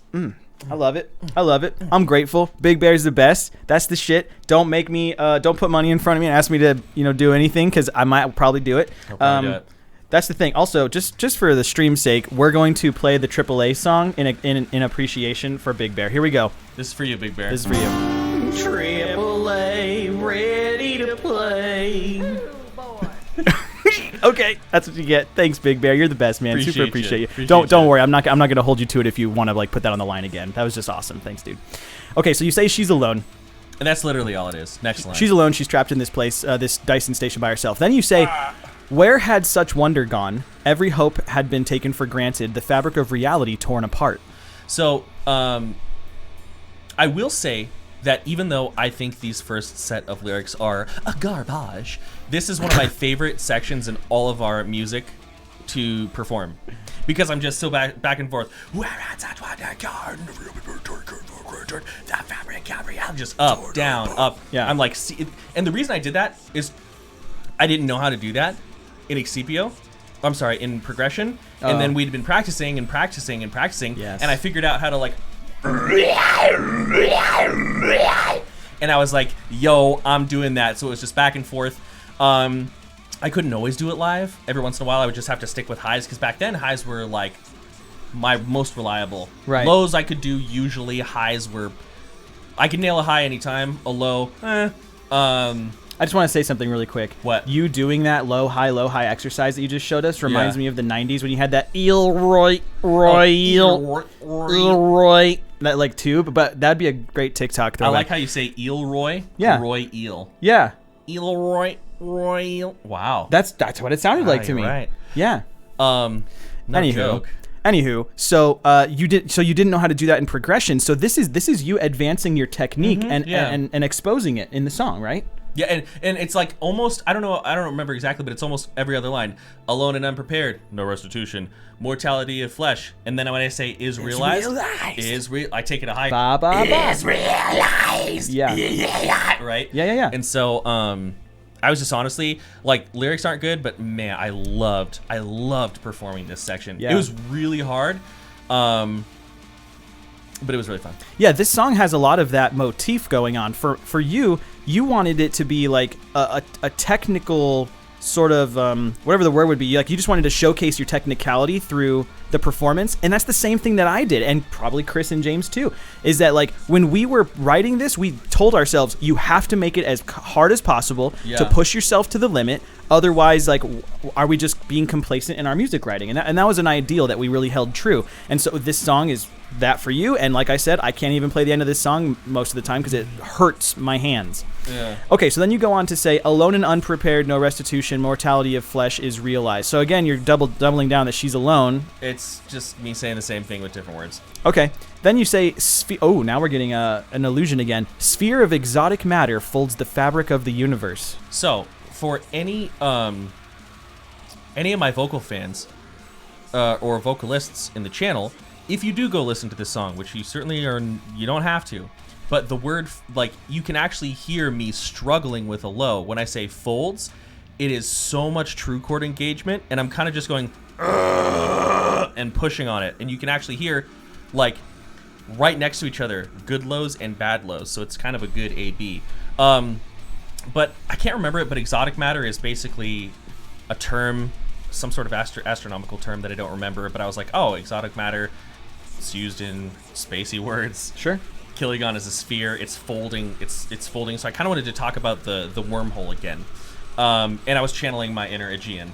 Yeah. You know, sphere of exotic matter, right? Yep. Just like, just driving it forward. Punching them out. Yeah. I'm into that. Then you go on to this one is a quote. This one's a quote. Somebody's saying, "Know us not by our names, but by the dark that created us." Hey, here's Displacement. It's coming on right now. Oh yeah, the Skype song. Yeah. Yo, what's up, Bagel Spiders? Yo, Bagel Spiders. Hey, Sheldon, what's going on, my dude? Look at those wicked, handsome, and dependable men. Dependable. I don't know about that, but appreciate the sub, my guy. Thanks so much for being here with us, man. I appreciate it. You still stream, right? Oh yeah, guys, Bagel Spiders is an awesome streamer. He's a guitar player. He performs tons of covers on his channel. He has really awesome guitars. He has really good technique. I tried to take a page out of his book earlier this week by green screening my entire wall and then trying to perform while standing, and it's fucking exhausting, dude. Like, I was headbanging and circle headbanging, doing crazy shit. Sheldon, you're a god. I don't know how you do this every time you stream. It's just crazy intense. But guys, go give him a follow. I feel like whenever I do see you stream, you're basically just like, yeah, guys, what's going on? Yeah, just shredding balls, my dude. This weekend, I don't know, kind of whatever, you know, so yeah. Dude, that's the best emoji combo ever. How sick is that, dude? That's the best shit ever. Yeah, that's some silliness. Yeah. Okay, so you say here, know us not by your names, but by the dark that, not by our names, but by the dark that created us. Who the fuck is saying that? So it talks about him in the upcoming stanzas, but it basically, this is the first time in any Kardashev lyric I've talked about monsters or bad guys or demons or anything. And basically, anyways. Oh my gosh. Basically, I didn't even realize. This is coming up here. Should we turn it up? Should we turn it up?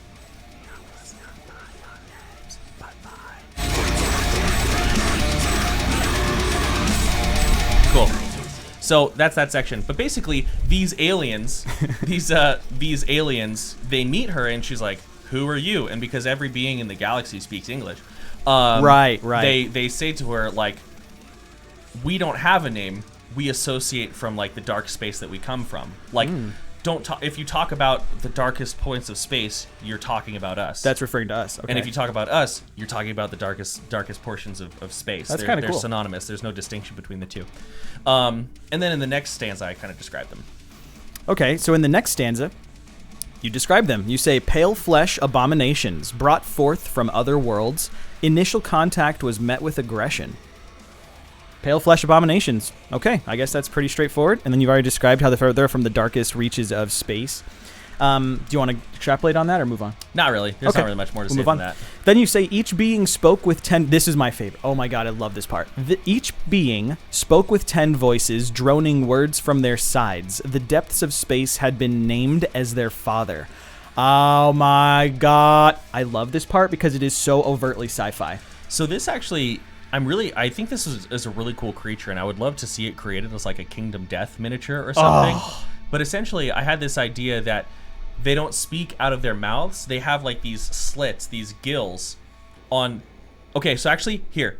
Oh, play this song. Okay. Am I turning it up? Yeah, go back a little bit. Okay. So... I'll pause it. So this voice that you're going to hear is basically these beings talking, and it's like this wall of different voices, and some are pitch shifted lower, some are pitch shifted higher. And the idea was that they spoke from like gills on their side, and instead of a larynx, which is what humans have, they have a syrinx, which is what birds have. What the fuck? Right? Yeah. So with birds, there are two separate air channels, one from each lung, and then it kind of conjoins in like a Y intersection that goes up, and rather than having vocal folds that block the airway, they have one, like a reed that just goes. Whoa. And this actually is what allows them to make multiple sounds at once, right? And so essentially I thought that was like a really cool idea. So they have like all these slits, 5 slits on one side, 5 slits on the other. They speak in 10 voices because each one is like at a different tuning. Each one is at a different pitch, so to speak. Yeah. And each one has a syrinx going like inside of it. And I just thought that'd be really, really cool. So their faces are blank because they don't really use them for anything. I kind of imagined them as like having feelers or something, but I never really thought about it. Yeah. But I just thought it'd be cool. And then we channeled that. So go ahead and push play. And so this is them talking out of all those sides. Hey, Kardashev.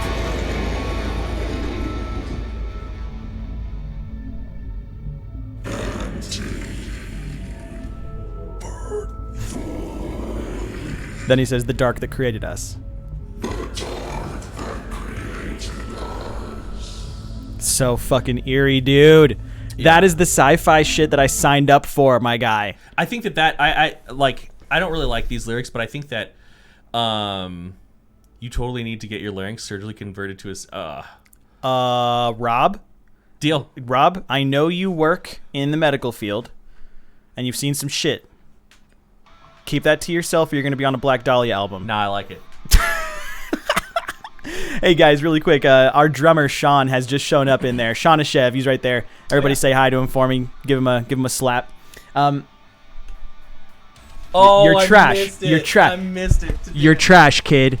Today I am. Okay, so that's the end of Displacement, where we talk about the aliens and Dr. Bell's poorly sort of. And here's the thing: hindsight's 2020, so she couldn't have known that by helping, make this cell, which goes back to. Hold on, I'm about to bring the biggest full circle, Mark. You're gonna have the biggest rager. Are you ready? Peripety. Mike Rowe's peripetia and anagnorisis comparison, where he talks about once you know something, you can't go back to ignorance. This Correct. is her moment where she realizes that even though her altruism or her desire to scientifically advance the species. Thanks for hanging out, Jacob. Oh, yeah. Oh, we'll see you later, Chris. Have a good one, man. Take care. We'll see you. It's called a garbage can, not a garbage cannot. So if I'm trash, I still can. Thanks, Bagel. God damn it, Bagel. Anyway. I miss you. So it brings it full circle. Her moment of peripety was the displacement occurrence. I guess you could say that. She learned something that completely changed her worldview. Yeah. Yeah. I don't know. No, that totally works. I don't know, man. I just have fun thinking about this shit. You're trying to make it all like scientific and all that. I'm just having fun. Oh my god. Okay, so this song is called Continuum. Oh, why'd you call it Displacement? Oh, because people got displaced. So where did the people go? We never really talked about it. So, Somewhere else. But the Kiliagon takes everybody on that space station, all the humans except for Dr. Bell, puts them into the dark parts of space and replaces their bodies with those creatures. But then they fix it. And Continuum picks up sometime after that. Yeah, okay, so let's talk about Continuum. This is kind of a long stanza. Ignorance has collapsed. Resources are redistributed to the development of machinery. Autonomous self-replication. What are you talking about? So, La Punk. Why is Displacement the best song? I think it's my favorite on the album as well. Or the demo. Or probably because we pushed ourselves like a motherfucker the entire time. This song was agony to write. There were so many times when we wrote the song we were just stumped. We were like, I don't know what to do next. But I think in Displacement, you can kind of right here, you can kind of hear where we were going. This is Continuum. Oh, this is Continuum? I'm sorry, that's what I meant to say. Well, I got the songs confused. That's okay. I appreciate that you love Displacement. Yeah, no, I really super appreciate the shout out. So with Continuum, that'll be coming up, that is right now. Yeah. First stanza, go for it. I should stop talking about multiple things at once. It always gets me confused. That's Anyways, okay. So humanity, they see this crazy, awful thing happen with the Kiliagon. They decide to not use it for a while. But, like you're talking about, they've seen how much of the universe is out there to explore, and they can't resist that. So what they do is they reallocate all of the way that they spend their resources, whether it's money or not, to creating these self-replicating machines that what they'll do is they'll aim at a planet, blast out there, it'll land, and it'll start replicating itself and creating like a society for them when they get there. Yeah. Which one of these is a character in the Almanac. There it is. So that's amazing. I love that you're describing these like machines that get sent out, which we're going to talk about. You're going to name them. You're going to talk about the actual machines themselves. That's kind of what Continuum is focused on. Yeah. So the next stanza you say, and this is a quote again, someone's saying this process will mirror natural concepts while guided by pre-written code. Who's saying that? So at this point, I didn't have a set idea. I thought it would be cool if it was the doctor, Catherine Bell, because she's like, I want to say atoning, but she's using what she learned for something better, but I wasn't set on that. But essentially, they're talking about, that's them planning out these beings, which they call pathfinders, right? Right. This process will mirror natural concepts while guided by pre-written code. So it's not like, we're not going to try to completely break from the way the natural world works, but we're going to like guide it. Yeah. Right? We're going to try to, we're trying to make this as natural and synergistic as possible with the natural world. But with like an intended goal. Yeah, intention. Chaos brought into intention, and then something being created from it. Yeah, and so then the next line, so whoever it is, it says, initiate the synthesis of flesh and technology with great intent on finding new life in our galaxy. Oh, so you just say it. I just say it. Yeah, what you just described. And the word great is there because I needed a syllable. There it is, syllables. And this is actually one of my favorite parts to perform as well, because this is me like kind of being like, hey guys, I learned how to switch between vocals again, like because there's a lot of that. This is a really fun part for me to do. I love doing this part. Yeah, there's actually a video of us performing this live while we were on tour that you can see on our YouTube channel. Yeah. It's Continuum Live. Yeah, it's kind of funny. This is the only video we have of us playing live until the one I found on Google Drive. That's true. So then you say, the theory of infinite lifelessness replaced by the certainty of infinite abundance. Yeah, so, I mean, obviously, I was using the term theory incorrectly here. But it's like, there's no more guesswork. There's not really a conversation to be had. We know. Yo, I forgot to mention. Okay, I'll explain this, and then we got to go back. You want me to pause it? Yeah, pause it. Okay. So it's basically it's like that itch that I was talking about. They can't scratch that itch anymore. They have to explore the galaxy.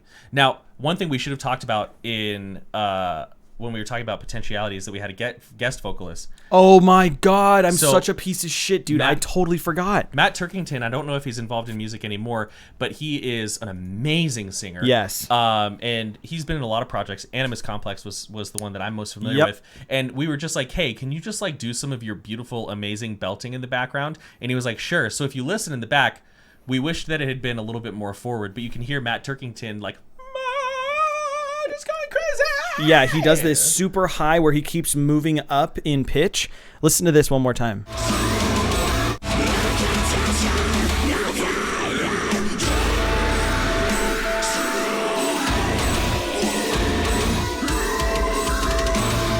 Oh, what? All right, let's try that again. The video switched because Nico sucks. Oh, you guys, sorry about that. I accidentally cut the video feed because my phone hit a button. Okay, so one more time. So if you listen closely, and it's kind of quiet, I know, you can hear him doing this like ba ba ba ba ba sort of thing. Just belting in the background. Which is right here. There it is.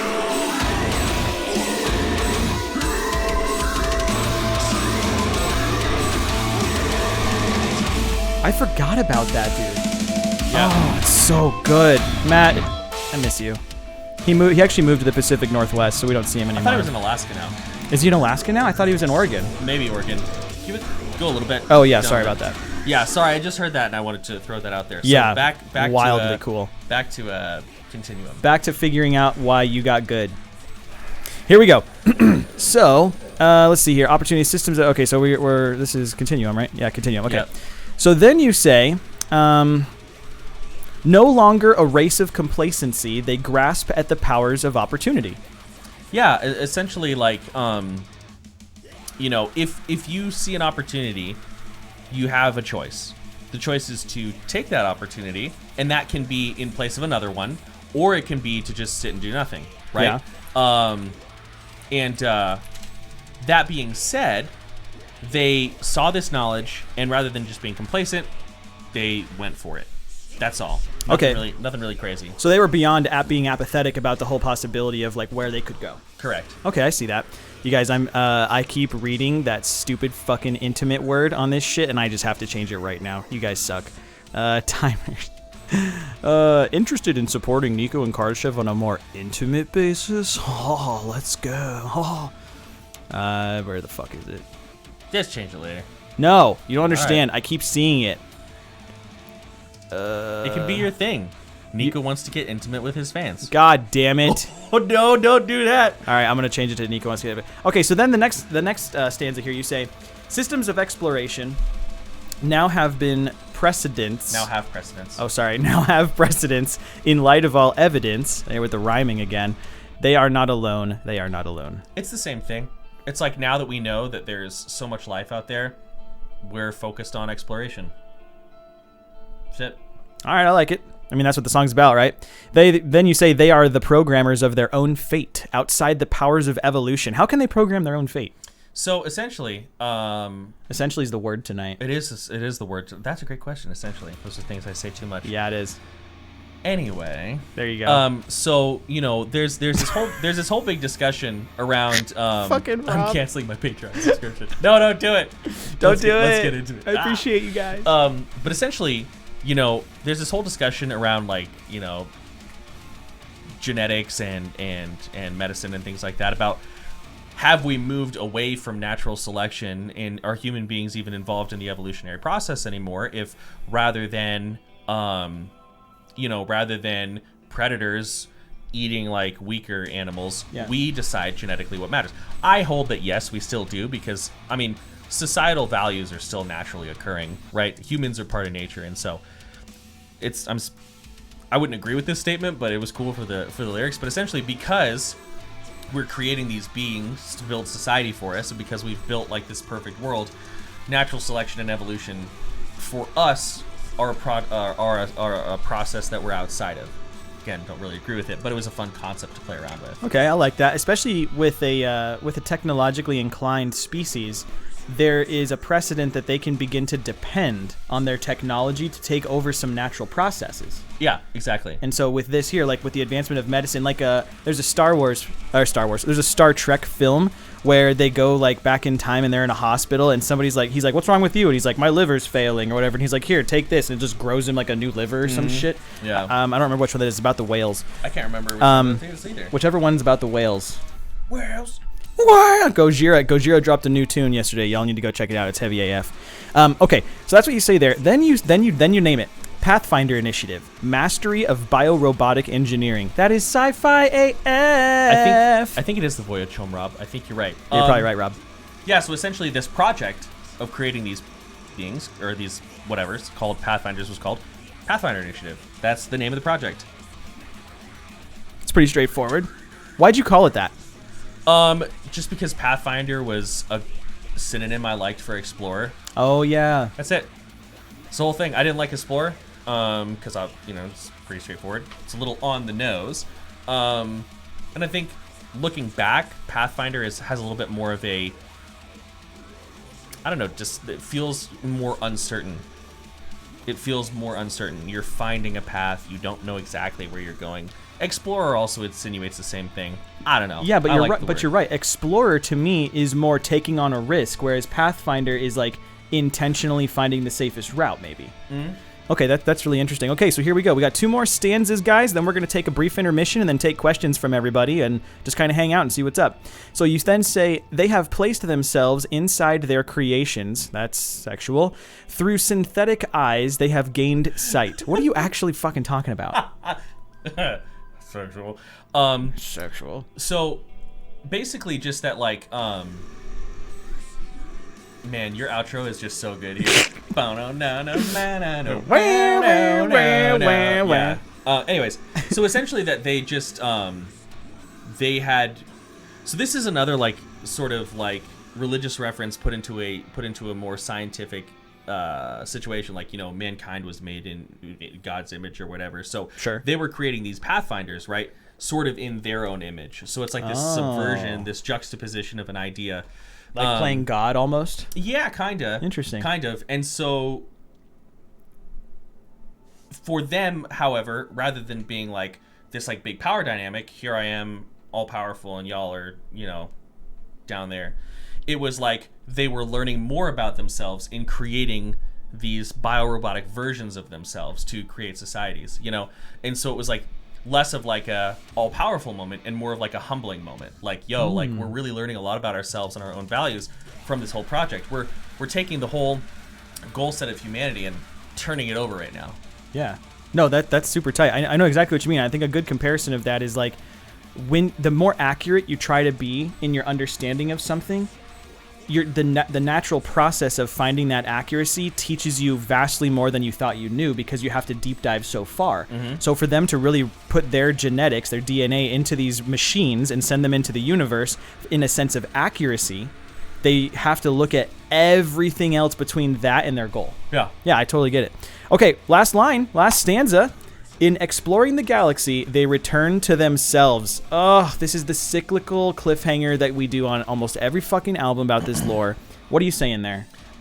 Essentially, that just like, you know, there is something like deep seated and very, very human in the concept of discovery, right? And it's kind of referencing like this rebirth process, right? Which a lot of literature, so much literature does. It's certainly nothing unique, but it's basically like in finding something else, you find yourself, and finding in exploring, like if you've ever like gone on a long trip to another country, which I know you have. Yeah. I was there. You were there. And you feel like you learn a whole side of yourself that you didn't know about before. I hate werewolves. Oh, yeah. Me too. Yo, Rexus with the gifteds, my dude. Yo, what's up? You guys, thanks so much for the love. Rexus, I really appreciate you. Everybody go check out Rexus. He streams Apex Legends, Sea of Thieves. He's an up-and-coming streamer. He's just kind of learning the ropes right now, and he's doing a really good job. I'm there sometimes. He also has a Discord. Give him some love. Give him a follow, okay? Give him some love. Give him some love, baby. Yeah. Remember, it's 2018. Love is love. Remember how that was a whole fuck. Anyways, I digress. Appreciate you, Rexus. Super appreciate you. So you say in exploring the galaxy, they return to themselves because there's a whole process involved with exploring the galaxy. Mm-hmm. There it is. That's it. All right, very straightforward. Okay, guys. So this has been. There's one last piece. For those of you who listen to this album at all, and those of you who listen to it on streaming platforms or maybe bought a digital copy, there is a bonus song on the physical versions of this album. There's a digipack and a CD. We don't have any more of them. They're out in the world somewhere. But it has an additional track that doesn't have lyrics. But that track is on there, and it was actually written by our audio engineer, Maya. Oh, so, yeah. Yeah, kind of a fun fact. Yeah. Fun, remember that? I mean, I don't listen to the physical CD, but I have all these songs. That's right. But here's the thing. I listen on Spotify because I'm not gonna pull up a native audio player and like put all the music I want to hear on. Like I want to just like listen to whatever. So I don't hear it as often either. And the other day I played it and I was like, fuck, this is cool. Mm-hmm. So it was just super tight. And a cool thing about the title is like, and this is something we started doing. Yes. This is where we started like really getting into like themes with our songs. But essentially we've always done it. But potentiality, what could be, actuality, it happens. Yep. Right? So through all this struggle and all these mistakes, like the potential is met, essentially. Wow. There's like a whole circle there. A lot of our albums follow this like cyclical pattern where because we started in like a sci-fi realm, the space-time idea of like coming like the Ouroboros, right? Just the whole analogy of the Ouroboros, coming back to the origin. It's like a whole thing. Mm-hmm. Okay, well, I love you all, except for you. I love you more. But we're going to take a brief intermission, and then we'll come back for a little bit and answer questions and just talk about hobbies and shit. Talk about what we got going on. I know you've got a lot of stuff going on with Cardavox Academy. I know we've got a lot going on with Kardashev. Metal Blade Records is involved. We're playing tons of D&D campaigns. Yeah. You have to tell me about what's going to happen. Okay, he's not going to tell me about our campaign, but okay, we'll be back. Thank you all for coming here to hang out. We'll see you soon-ish. Please enjoy listening to the same album that we've been listening to for the last 5 fucking hours because that's what we're fucking doing here. Shit doesn't even matter anyway. Yeah, you know what you should do? You should play the next album so they know what we're going to talk about. Not tonight. Do you want to do another album right now? No, but they'll know what we're going to talk about. Oh, okay. Sure. Next time. What's the next album, Mark? Next would be Iota, but that's only one track, so go ahead and just give them Peripety. Peripapoop? Peripety. All right, here's Peripapoop. All right, nerds, we'll be back.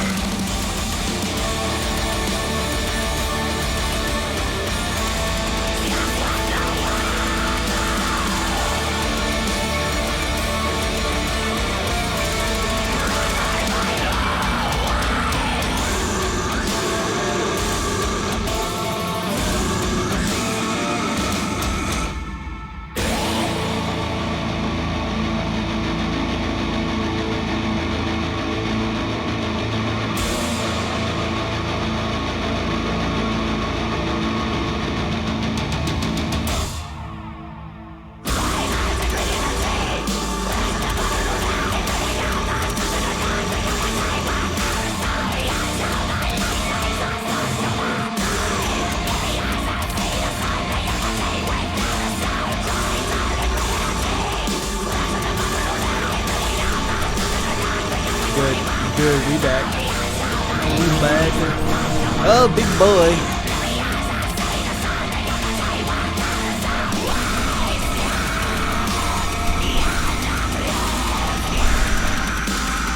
All right.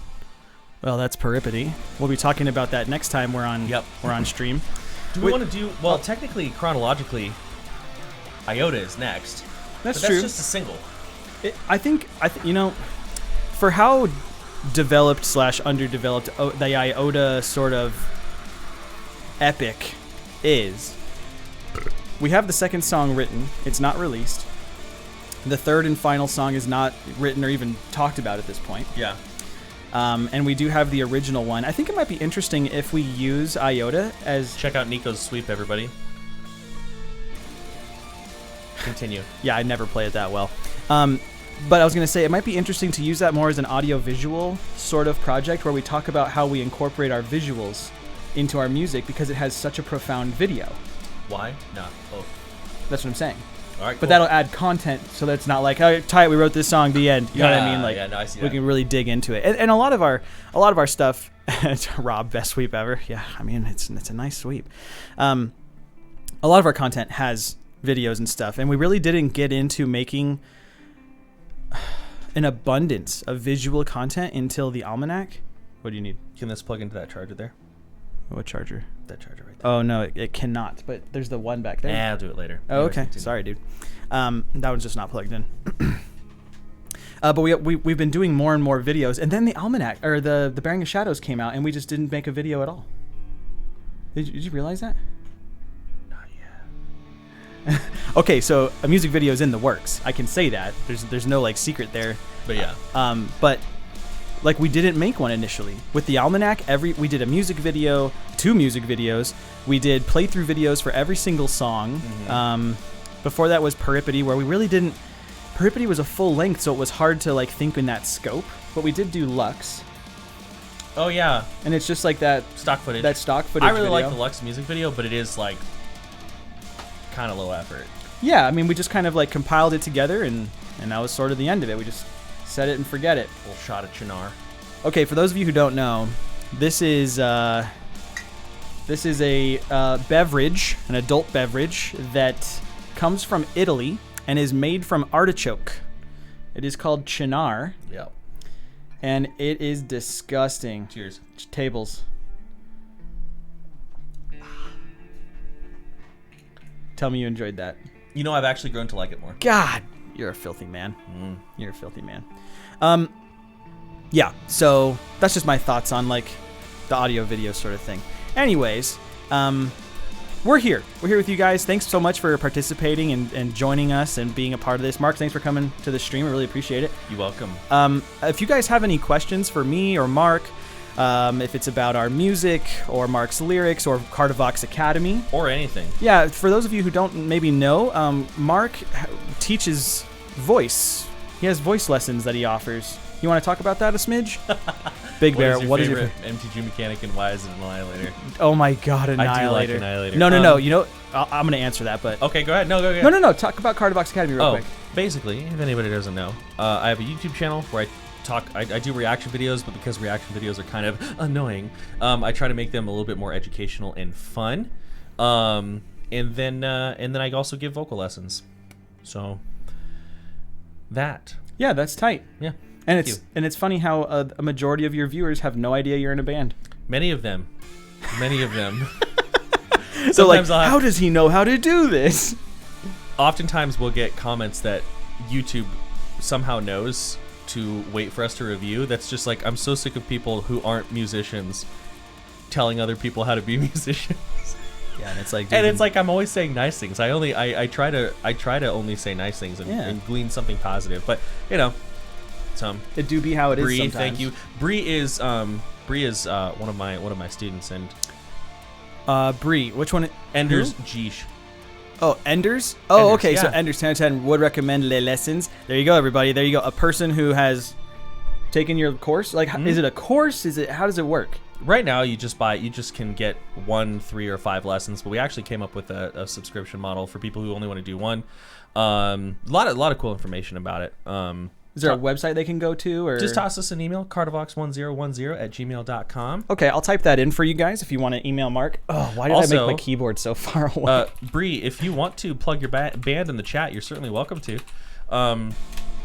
Bree is essentially like a nonstop power belter, just big, powerful voice. And so if you want to plug, you certainly can. Yeah, please feel free to. I mean, you know, I'm sure it's amazing because Mark has been helping you. But here's the thing. Cardivox Academy has a lot going on. Kardashev, for those of you who are here with us, we have a lot going on. Ton of stuff. We work with Metal Blade Records now. They're helping us to develop and then also release a full-length album, hopefully next year. That's going to be huge for us because we only have one full-length album right now, which we're listening to. It's true.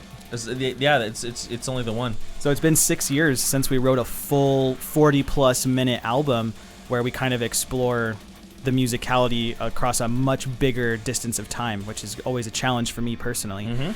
So let's see if we got any questions here. Lucifer 666. Yo, Ludes, what up, Ludes? We have actually wanted to do that, create a comic book about our lore for since Excipio, wasn't it? Since Excipio, yeah. And the only reason Dead Planet by Oceana would be cool to react to.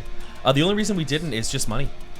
You know, we finding an artist who could take on a project that big and do it well. That's a big capital investment. We looked into it and it was so expensive. And then the only people who could meet our price range were people that were also working full-time jobs, and they were like, yeah, I can get this to you in like 9 months. Yeah. And that just wasn't something we could do. Good artists, right? We actually had Nico, your roommate, my old roommate, our friend Riley Smith, who does pretty cool artwork. Riley Smith Designs on Instagram. It's Riley Smith RSD. RSD, yeah. Yeah, go check him out on Instagram. He's super badass. He was thinking about doing it for a little while, but we just couldn't pan it out. His artwork's really cool though. He draws mostly like these movie characters, but he draws like some. I'm trying to see if you have it around. Oh, they're over here. He draws some sick. He drew like. Oh, it's back there. Yeah, he's drawing like some Venom and other things. Anyway, it's really cool. The studio is just like an accumulation of all of the close people I know's artwork that they were willing to give me or sell to me. So I have like a Jessica Hellfox Flash over there. I've got Riley's work over here. I have more of Riley's work over here. I have one of our original paintings from Peripety. Just a whole bunch of stuff. Handsome and dependable. Dude, Bagel's got that on lock. I will say that Riley is definitely a very dapper fellow. He is. He wears he wears very fine clothing most places that he goes, unless it's a super duper lazy day.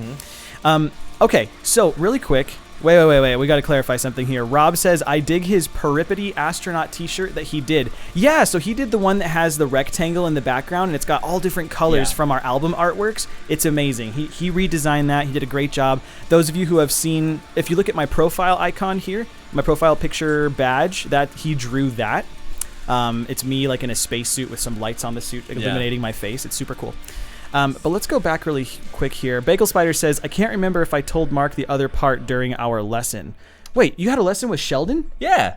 What? Yeah, it was really fun. I had no idea. Yeah, we were playing around with some false chord noises. Yeah. Dude, what the Dude, Sheldon, come on, man. You didn't tell me that. What's up, dog? No, it was a lot of fun. What part didn't you tell me? Oh, that Riley is handsome and dependent. Well, I already knew that. The other part during our lesson. Riley's a wicked, handsome, and dependable. Yeah, I don't know. Let's go back really quick here. Big Bear says, that's how I found you guys again. I had come across you guys back when you released the music video for Tier 3, but I forgot what your name was. Cardivox Videos is what reintroduced me, and I was so thankful. You know, that's really interesting you say that, because early on when we were creating videos for YouTube, we never got to upload them to our own channel. No. So they're always on these, like, the director's channel or the producer's channel or the videographer or the record label. They're always on other channels, so it's hard to know that there's like a central place to view all of them and like meet us and stuff, right? That's kind of funny how that works. So that's cool that you know that one. There's a really awesome story about that location, which we can probably touch on for a second. Yeah, so we wanted to do something like really beautiful and amazing and sci-fi, and then it all cost money. But so we were like, hey, Challenger Space Center, cool guys, can we film inside? And they were like, oh, it's going to be this large amount of money. And we were like, can we film on the roof for free? And they were like, yeah. Yep. And so we were up on the roof of Challenger Space Center here in Arizona, and it was pure white, hot as hell. Yes. I think we all got mildly sunburned. Yes, we did, but it was February, but because the roof is all white, it was reflecting above and below. My eyes, as above, so below. Oh, shit. Oh, shit. Anyway, my eyes afterwards were just, like, aching. But it was a lot of fun. And, like, James, our drummer at the time, was, like, playing live drums. An acoustic kit on their roof. Yeah, so it was a lot of fun. And we had no money, and the guy who filmed it was just getting started. So we were like, hey, we'll pay you by taking you to lunch at Super Salad. And he was like, that sounds good. And that's what it was. Yeah, and that was the whole thing. That was the entire thing. If you guys go to kardashevband.com/progression, there's a huge write-up about the history of that album and stuff, kind of like what we've been talking about today with Excipio, but even further in depth. And it's written as of now. I'll probably make a video about it at some point, maybe even with you if you want to be a part of it. Sure. But yeah, it was just a really fun experience at Challenger Space Center filming that video. Lude says, I was thinking during the break it would be cool if there were a Kardashev comic. Oh yeah, comic book. Okay, cool. Yeah, man, would be super sick. Someday. We still want to do that. Just got to pay my people. Emetology says, thank you for chatting with us tonight. It's been super cool to hear about the lore. Well, you're very welcome. Thanks for tuning in and being a part of this. I hope a bunch of people check out the VOD once it's up. Yep. People who couldn't make it and stuff. Okay, so then we'll keep scrolling. I think we got all of that stuff. Bagel says, the saying is handsome and dependable. There's a third part, but necessarily appropriate for even though it is quite hilarious. Oh, okay. Yeah, if it's like not safe for Twitch or some shit, then definitely hold off on that. Hey guys, Riley Smith RSD is in the chat here. He says you best put on some respect on my name when you say it, Mark. Oops. Whoops. You should have said Mr. Riley Smith. Yeah. So, give him a follow, guys. He's actually getting into streaming as well. I gave him a microphone yesterday, and we got it all figured out for him. Oh, yeah. Canon. Yeah, it's canon. As above, so below with the light, right? Bagel Spider says, I just reread the sentence I wrote. No more typing for me today. Yeah, it felt a little intoxicated just reading it, if I'm going to be transparent with you. It was kind of fun. Also, Mark, I want to share something. Check this out. Do you see the little, like, orange dot next to everybody's name? Do you see those are the badges you were working on. This is the badges I was working on, dude. So man. Next to Bagel Spiders, he has like a tier 4 badge, which those little orange icons next to everybody's name, the badges, that is subscription badges. And Sheldon, Bagel Spiders, he has a very complex one because it is the construction of a Dyson Sphere. So most people who have only been here a short time, you guys have the sun, the star, and people who have been here longer and longer get a more and more constructed Dyson structure around it as the badge. Mm-hmm. How cool is that? That's really cool. I was so proud of myself when I came up with that. Good job, man. Thanks, I know you were dude. working on them. I'll be real. I was a little doubtful of how those little lines would work, but it looks great. Also, Bree, thanks for hanging. Yeah, Bree, thanks for hanging. Appreciate you. Bree is also in the Cardox Academy Discord community, which is a lot of fun. You can hang out with her. You do not need to be ashamed to market yourself. Ooh. It's a Mark joke. Mark it. Oh my god. Yeah, Cardox Academy, we have a Discord as well. It's accessible through our Patreon, but yeah, it's a lot of fun. $2. Yeah, so patreon.com/Cardovox Academy will show you Mark's Patreon, where he does like, well, what else do you do on there? Sorry, I'm vibing right now. On Umbra? That's surprising. Yeah, so the community is growing. So I host 2 community events per month. One for my European folks, one for my US folks. That's nice of you. Yo, Sean, you're in the band. You don't have to buy lessons, bro. Yeah, so I host 2 community events. We also have people in there. Alex, my business partner, he runs a lot of community events. Sometimes we play games. Sometimes we just talk. Sometimes we have discussion topics. It's cool. We share a lot of memes. We troll Alex for being British a lot of the times. Yeah. So it's great. It's a lot of fun. That's a ton of fun, man. Well, there you go, guys. So go check it out, patreon.com/Cardovox Academy. And as most of you probably know, we have our Patreon, ! Patreon will get you to ours because it's our channel, so it's a little bit more set up. I should have prepped that for you. Let's see here. Let's get caught up really fast. It's a party! Also, you guys... Kardashev fragrance? That's a great question because that's relevant, but go ahead and continue. I was just going to say, speaking of Sean buying vocal lessons, he has recently done a voiceover for our upcoming album. No, it's so good. Should we put it on? Y'all want to hear a little sneak peek? Yeah. Let's give them a sneak peek. Oh my gosh, okay, dude. so we're gonna listen to some upcoming. Oh my gosh, dude. We're gonna listen to some upcoming Kardashev material. Oh, Sean, you're about to be famous. So, keeping it simple, we have a song with a big empty section. What, us?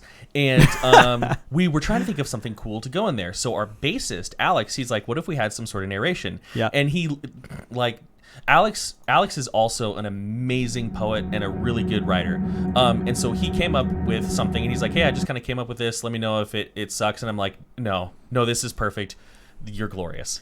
And Sean was like, "Hey guys, just for fun, I did a voiceover of this section. Let me know if it's any good." And Nico and I both were like, "It's staying. It's perfect. It's amazing." Alex's writing is perfect. Sean's narration, I remember I was thinking about narrating it, but like Sean, he nailed killed it. So we're just gonna use yours, man, because it's just too good. So we're just gonna send it. So those of you who are still here, thank you so much for hanging around and being here with us.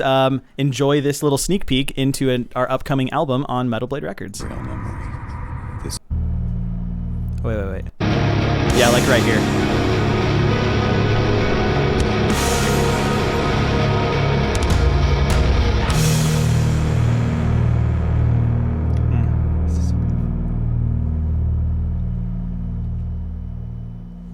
I have made my return to that place in my earliest memory. The consequences of my absence are clear. This place I once called home has disappeared. Were it not for my existence and the existence of my frail memory, this ancient world of mine would be lost. Though everything is different. The animals won't come here anymore. The ground has moved, and the arms of the earth have fallen. The windows, peering through the overgrowth, seem to face a different direction now. Even the cicadas sound different. I cannot fathom how, but everything has changed. This isn't my home.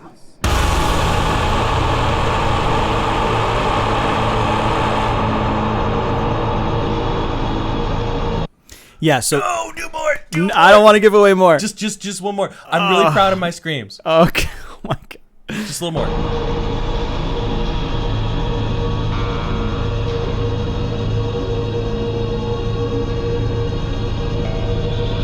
I love those cicadas you put in. Thanks. Just one more scream. One more scream. I know. The cicadas get gradually lower in pitch. Yeah. And they get slower.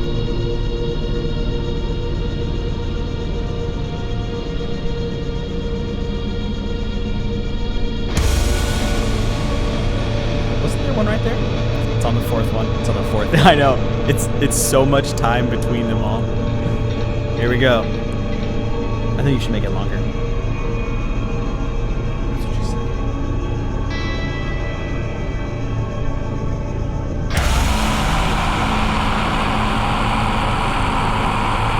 Okay, that's enough.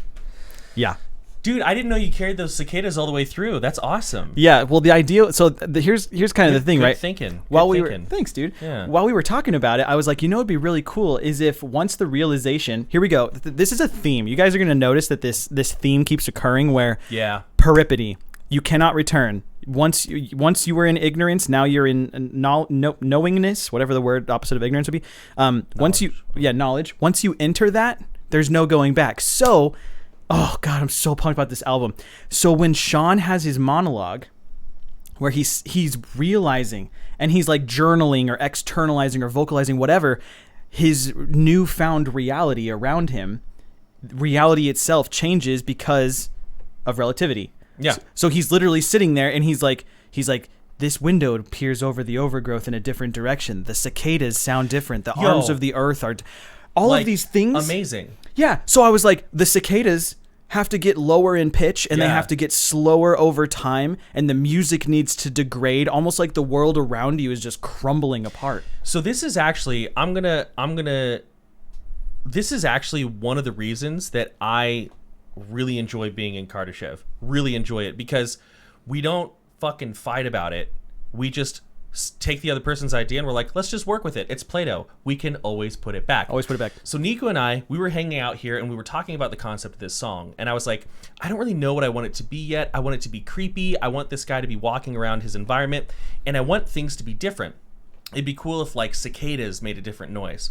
And so, okay, cool. Alex got hold of that idea because that's all you and I had thought. Yeah, it was very rudimentary. Alex got hold of this idea and he just surrounds it with this beautiful imagery that like, I don't even want, the arms of the earth have fallen. Like that's a great way to say the trees are knocked over, isn't it? Yeah. Like, listen, I'm not going to rewrite that. Nope. No. And then Sean is like, okay, no, this is really cool. Let me just take a spin at it. And he's like, oh yeah, and he's just like, and I'm just like, fuck, I'm never gonna sound that like that whiskeyed. I'm never gonna whiskeyed. I'm never gonna. And then you're just like, okay, cool, cicadas. What if I have them? Oh, and the cicadas sound different. Okay, so I'm gonna get them slower and lower. And then I'm just over here like, what? Yeah. Like I love how our collaborative process works, and I appreciate you and Sean. If you're still in the chat, I appreciate you, and Alex.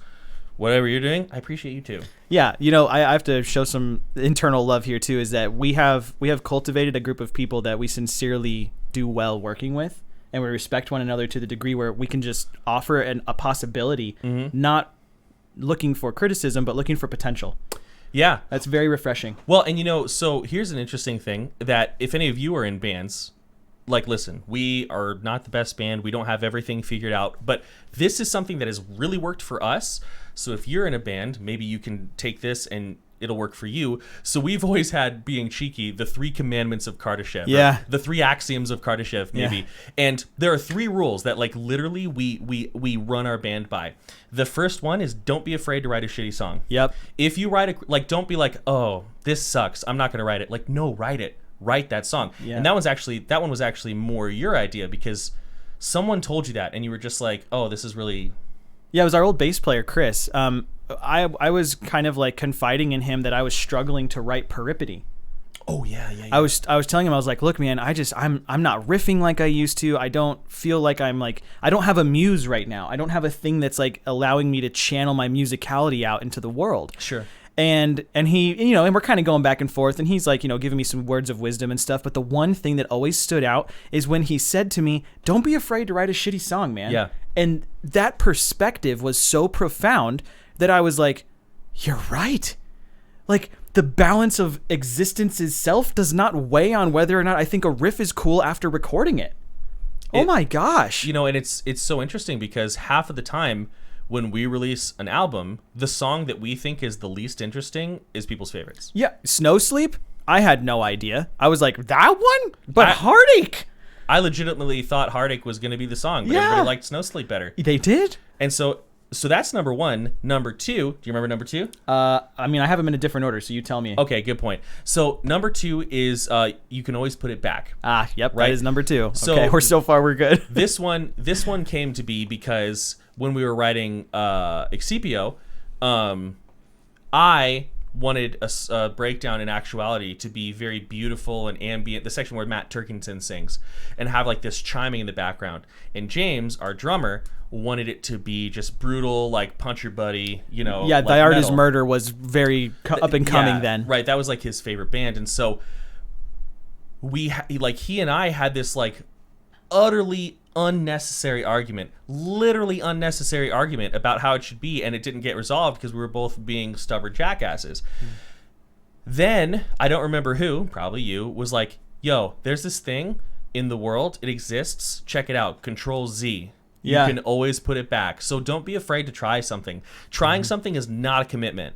Right. Like if you like, I want to put a kazoo in this song, you're not committing to that kazoo. Right. You're not saying I will die if we don't use this kazoo. You're like, I want to try a kazoo. And you know what? If it sounds good, it is good. Which is rule number 3. Rule number 3. So rule number 3 you learned when you were doing audio engineering classes. Yeah, I was going to a community college learning how to be an audio engineer and understanding signal flow and microphones and all kinds of different stuff that you would teach you in like a very preliminary audio engineering course. And the instructor had this absolute piece of wisdom, which was that music production, specifically writing, but also engineering, which is why it was important, is not so complicated that it can't be summed down to, if it sounds good, it is good. I don't think it needs explaining, but oftentimes we can get so far into a rabbit hole that you actually might get worse. Full send on the kazoo. Full send, let's go. Entomology, thank you so much for hanging out. It's cool that you're actually an entomologist. Love that. Thank you for hanging. Oh, yeah, thanks so much, Em. We'll see you next time. Yeah. Appreciate it. Hey, we're going to be live tomorrow, D&D with Metal Blade, and then tomorrow night with Aristotle. Correct. So hang out for those. Aristotle. Yeah, he does have thought in there. I think it's still an accurate spelling, though, if I remember correctly. You know what's interesting? No. We just went on a massive tangent, even though I paused a song so we could listen to a very specific spot. Did we do that? Whoops. We just went so deep into the rabbit hole that we've complicated it more. But yeah, the idea is that if it sounds good, it is good. So those are kind of our 3 rules, our pillars of Kardashev, pillars of creation. Pillars of Kardashev. That's the new thing. Pillars of Kardashev. Somebody needs to help me make that in the Discord. We'll make an artwork. We'll set up a website. It'll be there.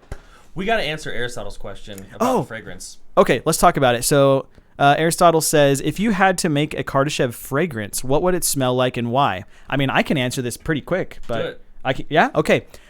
It would be a sort of earthy or musky incense, probably. And if that were to be translated into a perfume or a cologne, then it would probably just have a warm, maybe lightly cinnamony, possibly lavender, not necessarily both at the same time. That's kind of what I would imagine it to be. Very earthy, very heady. Yeah, I don't know what does heady mean? Have you ever smelled something that smells almost thick and rich, like fresh baked bread right out of the oven? Oh, okay. Versus chlorine, which is a very thin, yeah, high treble smell. That is such an chlorine incredible chlorine comparison. Is all treble. Bread has a density to it. Density. There's a balance, right? Yeah. You're not that's heady. A heady smell is very deep and rich. So fresh soil, fresh baked bread, right? A dark beer. Those smells that have a texture to them. Wow. You smell like baking cinnamon rolls over a campfire. Yeah, probably. Let me tell you, I have this one fragrance that I actually bought at the Renaissance Festival, hilariously enough, and it is my favorite of all time ever. It is made by the Silk Road Fragrance Company. Oh yeah, and it is called Campfire, and it's unreal. When I wear it, I feel like $1,000,000. Yeah. And that's how fragrances should be if I was a person who was into dressing myself up and going out or something. I feel like that's what it would be. It provides me such confidence. This is so weird. I'm talking about perfume right now. My point is... You can talk about perfume. It is... I just never have thought of myself as a person who's other than smelling bad. I'm just a stinky, ugly human. So the fact that I'm talking about good smells just seems so juxtaposed to my reality. In the entire time knowing you and having lived with you for multiple years... Yeah. I've never been like Nico stinks. Well, that's good. That makes one of us. Yeah. I mean, yeah. I don't know. It be. Maybe my sniff it don't work so good. Hey, let's get caught up. Yeah, let's get caught up really quick here. Speak of the devil, there's Riley Smith. If you had to make a Kardashev fragrance. But here's the thing. I just want one last thing on that. Every physical album we sell, and I'm in the process of working on this with Metal Blade Records right now, comes with fragrance. It comes with an incense cone or stick, right? Mm-hmm. And that is a hand-picked scent that is going to accompany your experience with our album. That's always my goal. And this kind of came from the idea that why are we only producing music when we could produce entire experiences? So when we used to play live, we had these giant, remember these 2-foot tall incense sticks? And we would just burn 20 of them at a time on the stage. And it would just fill the whole room with that. So that if you ever smelled it again, you might trigger some memories to our show. Exactly right. Yeah. And it's always a nice feeling, right? Whenever I smell lavender, I think of my mom, because when I was a little kid, I would cuddle up next to my mom and we'd watch movies together, and she always wore lavender when I was younger. So now whenever I smell lavender, I'm always oh, mom. Yeah, exactly. Yeah. I have one that's similar, not as awesome as that, but my grandmother, who's now passed away, we would go to dinner at her house every Monday. We would have pasta. I'm Italian. I get it. Haha. A boopity. We would have pasta, and in her bathroom, she always had this very specifically scented Dial soap. I love that smell. Okay. I was at the store 4 years ago. She passed away in 2013. I was at the store and I was smelling soaps because I was bored or looking for the right one, and I hit one that was exactly that. And I was just like flooded with memories of going to her house. And I was like, this olfactory memory blend was incredible. And that solidified it in my mind that if I were to ever provide somebody something as dear to me as my music, I would hope that I could combine it with like a scent that they could then maybe relive through memory. You know, interestingly, smell is the most immediate sense. Aristotle says smell is the most immediate sense. It gets processed quickly without many parts of the brain getting in the way. I think it's genius compared to vision or sound, which is really complex.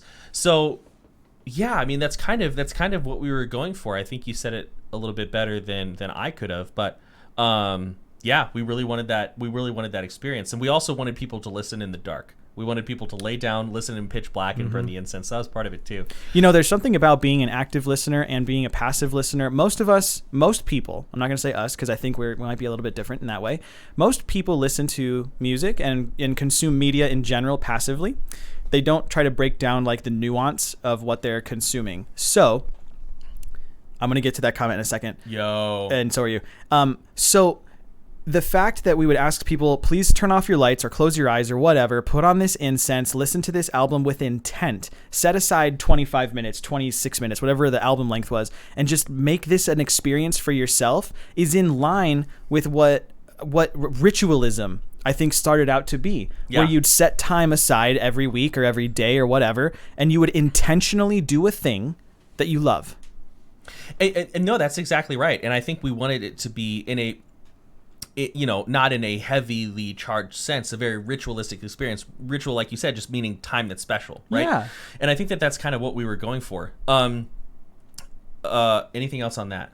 I mean, I have a lot on that, but I'm not going to derail us. I was going to respond to Aristotle. Sound being hearing is one of the coolest things in existence, right? Like, so Aristotle said hearing is technically touch, and like that's totally right. Yeah. So I went to school. I didn't complete my degree because I got really sick, but I went to school for speech therapy, and so I had to take a lot of audiology classes. And I almost enjoyed learning about hearing more than I enjoyed learning about speech, because like think about this. This is utterly insane. All right, I'm gonna say the word cat to you. Okay. Cat. I heard it. You get an image of a cat. Yeah. Might be a different color, might be a different size, might be doing something different, but you get an image of a cat. Check this out. Somewhere in my brain, I have a reference point for cat. Yeah. It's an image, it's an abstract thought. My brain reaches into the file with a bunch of neurological impulses and then reaches into my brain, I think it's Broca's area, I don't remember, it's been a long time, and grabs the set of arbitrary... Why does cat mean cat? I mean, you can get into etymology, but you go back far enough, and it's kind of arbitrary, right? Pulls out the arbitrary set of phonemes for cat, and it then sends a muscle, like an electrical impulse to my muscles to say, k, a, t. That electrical impulse then vibrates the air between us. That air travels, hits your ear, inside your ear, your cochlea and all the little hairs inside go after the tympanic membrane vibrates and all these little bones hit on the tympanic membrane. That travels up your cochlea. Then that kinetic energy turns back into neurological impulse, goes into your head. Your brain files away cat and gets an abstract image. So my brain transmitted an abstract image to your brain through multiple media, and you got the same thing. Freaking wild. That is wild, dude. Wild. That is incredible. Like language is the closest thing to magic. It's not magic. It's completely measurable, but it's like the closest thing to magic that I've ever found, because it's just like, I'm gonna take an idea which literally has no measurable substance except maybe on like an electronical level, because they're impulses, and I'm just gonna put that in your head. Yeah. What? Yeah, which, I mean, it really goes to show the power of speech, the power of words. There's actually a book series that's called Naming the Wind, about this young, like, wizard who basically learns the true name. You know, like, the true name is always a theme in fantasy, but he learns the true name of certain things, and then he has domain over them, and it's very interesting. But yeah, Aristotle, you're right. Broca and Wernicke are two of the most important spots. And then Rob, is traveling up your cochlea what you mean by a more intimate experience? God. I guess anytime you check this out, Nico, as I'm talking to you, you hear my voice. My voice is in your head. I'm inside of you. God damn it. Oh my God. All up in that cochlea. That's okay. Every time somebody listens to one of our records, we're both inside of them. So whatever. Anyways, tingle my cochlea hairs. Ooh. Ooh. Ooh. Oh, yeah. Yeah. Let's see here. Neurological. Okay, so that's Aristotle. Beagle. I still have the incense that you gave me with the Bearing of Shadows, and I'm burning it this weekend when my dad visits, and I'm showing him you guys for the first time so we can share that experience. That's so romantic, and I'm in love with that. That's so cool. I'm really excited to like. You should message either Nico or myself and tell us what your dad thinks. Yeah, That's really exciting. That's pretty cool. I adore opportunities like that. I mean, it's one of those things to like hear somebody else who is not part of the interworkings of what we do have this ritual plan. It's a planned ritual. You're like, hey, you should travel to my place. I have an activity prepared, even if it's not the main thing. It's like a piece of it, and it's going to involve this thing that I've been saving for months and months and months because that album's been sold out for a while. It's going to be I'm saving it for us, and then we're going to listen to this record, and we're just going to fucking talk about it and enjoy it. Like, holy shit, who plans that? That's amazing, Beagle. Beagle does. Thanks so much, man. That makes me feel really special. He's not a metal fan, but he knows how much it means to me. That's exactly how my parents are. That's cool. Yeah, same here. My dad is 83 years old. Is he 83 now? He's 83, dog. Wow. He grew up with the Rat Pack and Swing, and like everything between then and now. So when I show him my music, it's like it's hard for him to bridge his understanding into like what we do. Like when I tell him that I stream, he's like, so what does that mean again? And I'm like, okay, I have a camera and it's plugged into the internet, and there are people who can like decide to show up and view it, kind of like a TV station. They find the right, station, and then there I am. And he just blows his mind that we can do that now. It's incredible. Just tell him it's like you're performing on live TV, but it's computers. I mean, yeah, that's a way to word it. I'm just not that smart. I'm not that concise.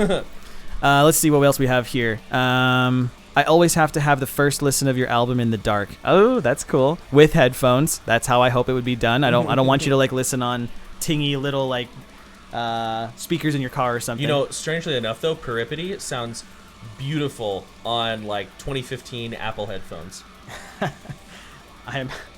We listened to it on the flight from oh, what was it? The Netherlands? Yeah, the flight from the it was UK to the Netherlands on a really tiny plane, and we listened to it and we were like, how does this sound so good on these crappy little headphones? But it sounds great.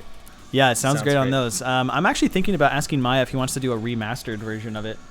I think it might be super cool for us to like have a remastered album that came out 6 years ago. Might be an interesting sort of rebirth. Let's see here. Tingle my cochlea. Okay, I think we're all caught up. We just have some stuff about the word intimate showing up regularly. Radio, but with video. Yeah, that's a good idea. That's a good way to say it to him. Tier 2 sounds good on anything. Motherfuck. Dude, the Tier 2 meme will never die. Nor should it. I think that's going to be probably our next emote once we get partnered with Twitch, is that we're going to have to do a Tier 2 emote. We should. Yeah? What's your excitement? Rob is reaching into the archives right now. Rob, Gradient Demo, alternate version of Peripety. So before Peripety was named Peripety, it was called Gradient. Wow. Holy shit, Rob. Damn, son. That is so old.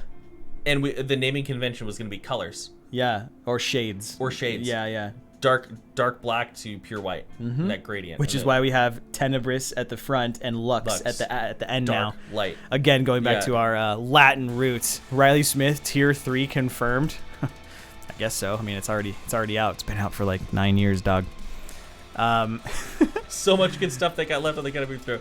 I mean, that's how it's gonna go anytime now. But do you guys know the story of why all that got left behind? You can tell it if you want. Oh boy, that's how you know I probably shouldn't tell it. But I'm gonna tell you guys anyway because you're here. I wrote the entire album. It was like instrumentally done. Yeah, it was 9+ songs, whatever it was, 10 songs. I was almost like, okay, now we're going to get marked on it and then release it in the end, right?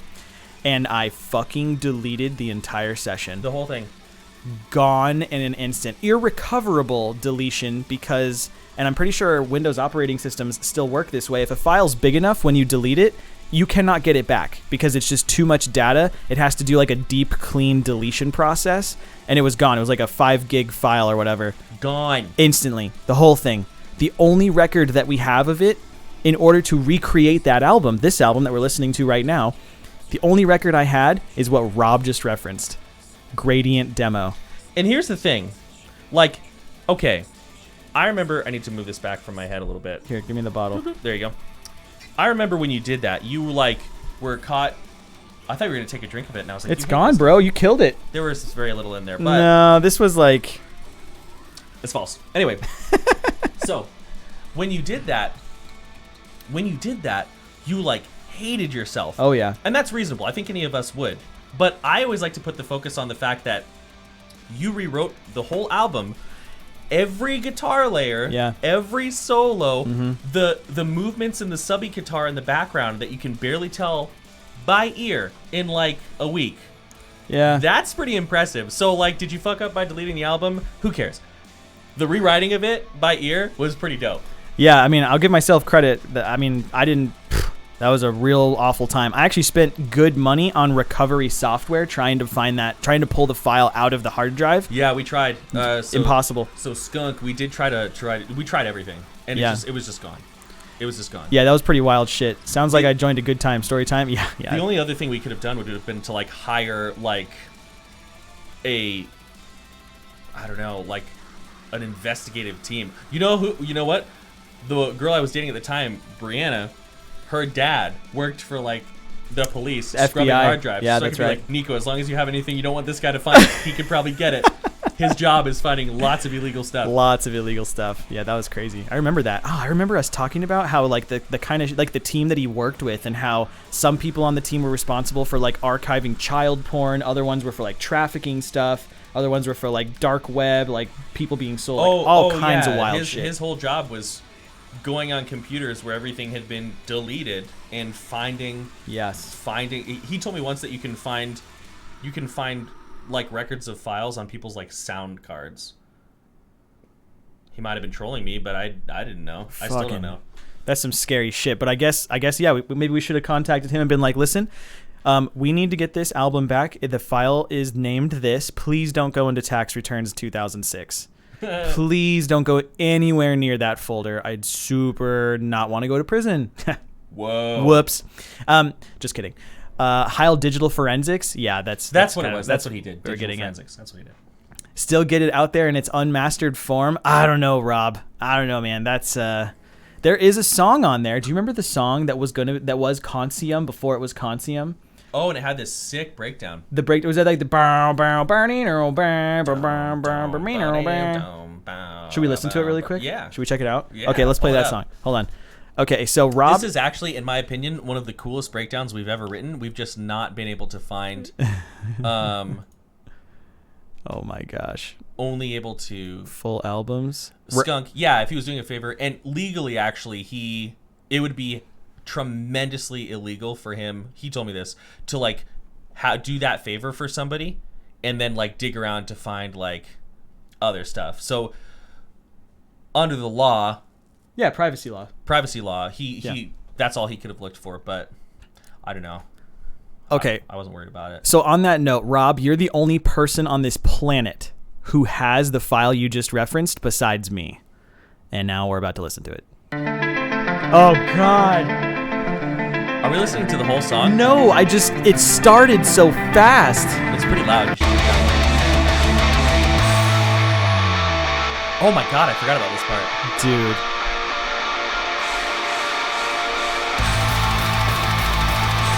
I forgot about all this. I think this is kind of where the song will hopefully start soon. Just a key change. Just cause. What? What is... I had to leave.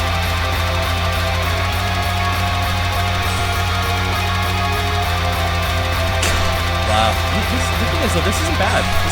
Let me see if I can find something. I think this is the song the breakdown's on. All right.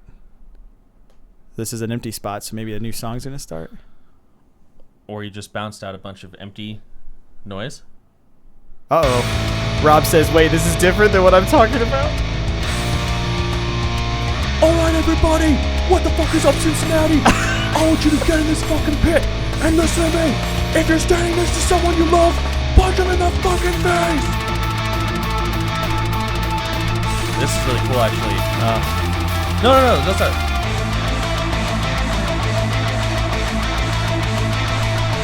Yeah, this is the same one, Rob. I think. I don't think that vocal take made it. Sorry, Rob. I don't think that. No, vocal take made it's it. in the rough cut though. Rob, you're right. Oh, this is the breakdown. This is the breakdown.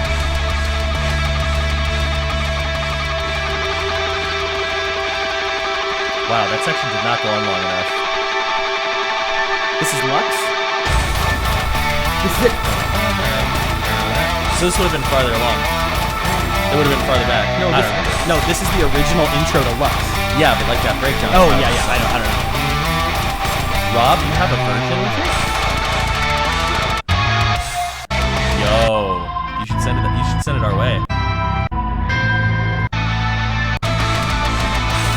Umbra. It's Umbra. Is it Umbra? It's Umbra.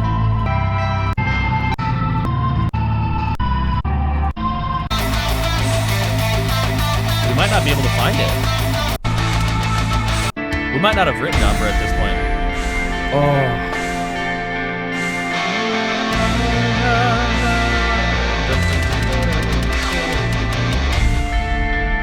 Those scrapes. That's so poor, dude.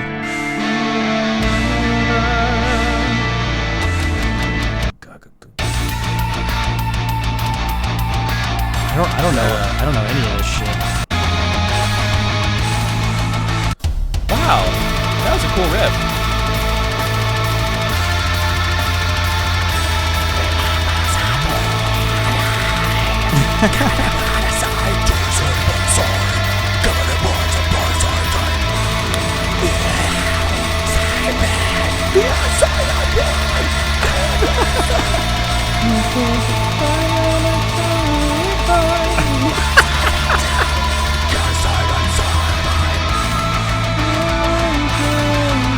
Oh yeah.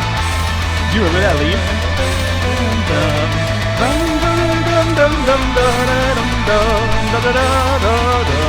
Here we go. Come with me now to my pirate ship. Yeah, it's a We'll shanty. gather some stuff and steal some fruit. It does kind of sound like shanties are in right now, though. Shanties are the thing. Shanties are the thing. I don't know. I don't think we Okay, have... so then there's Vigilo. Vigil is a cool song.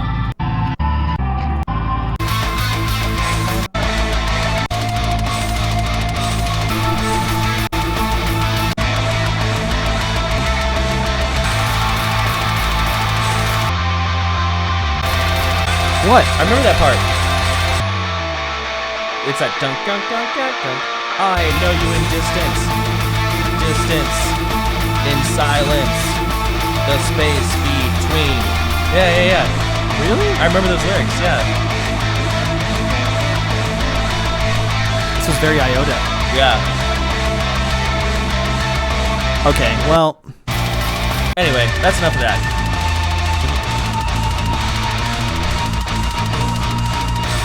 We could click through this all night. okay, well, you got something better to do? Hang out. Yeah, I mean, we are hanging out. Hang on. Okay, Rob, I might have another one.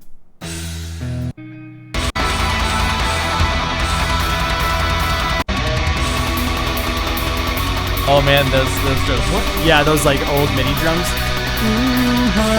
Okay, this is just.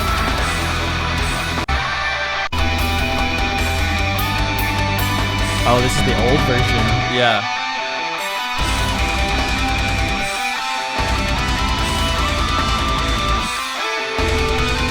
It's so hopeful.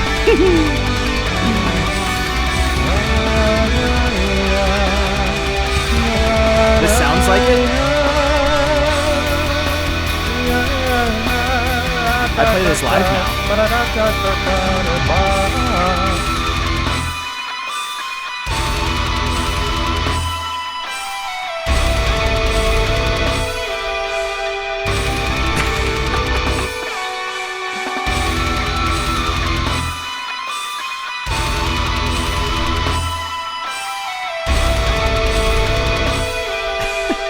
So old.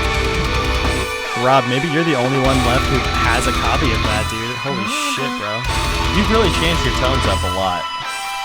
Oh yeah. I mean, fuck, dude. We wrote the. What year is this? Hold on. Let's go back in here. Look at this. 2014, dude. Look at that. Pre-Tech Fest. That is pre-Tech Fest. You're right. Well, Rob, maybe you're the only person left on the planet who actually has that copy.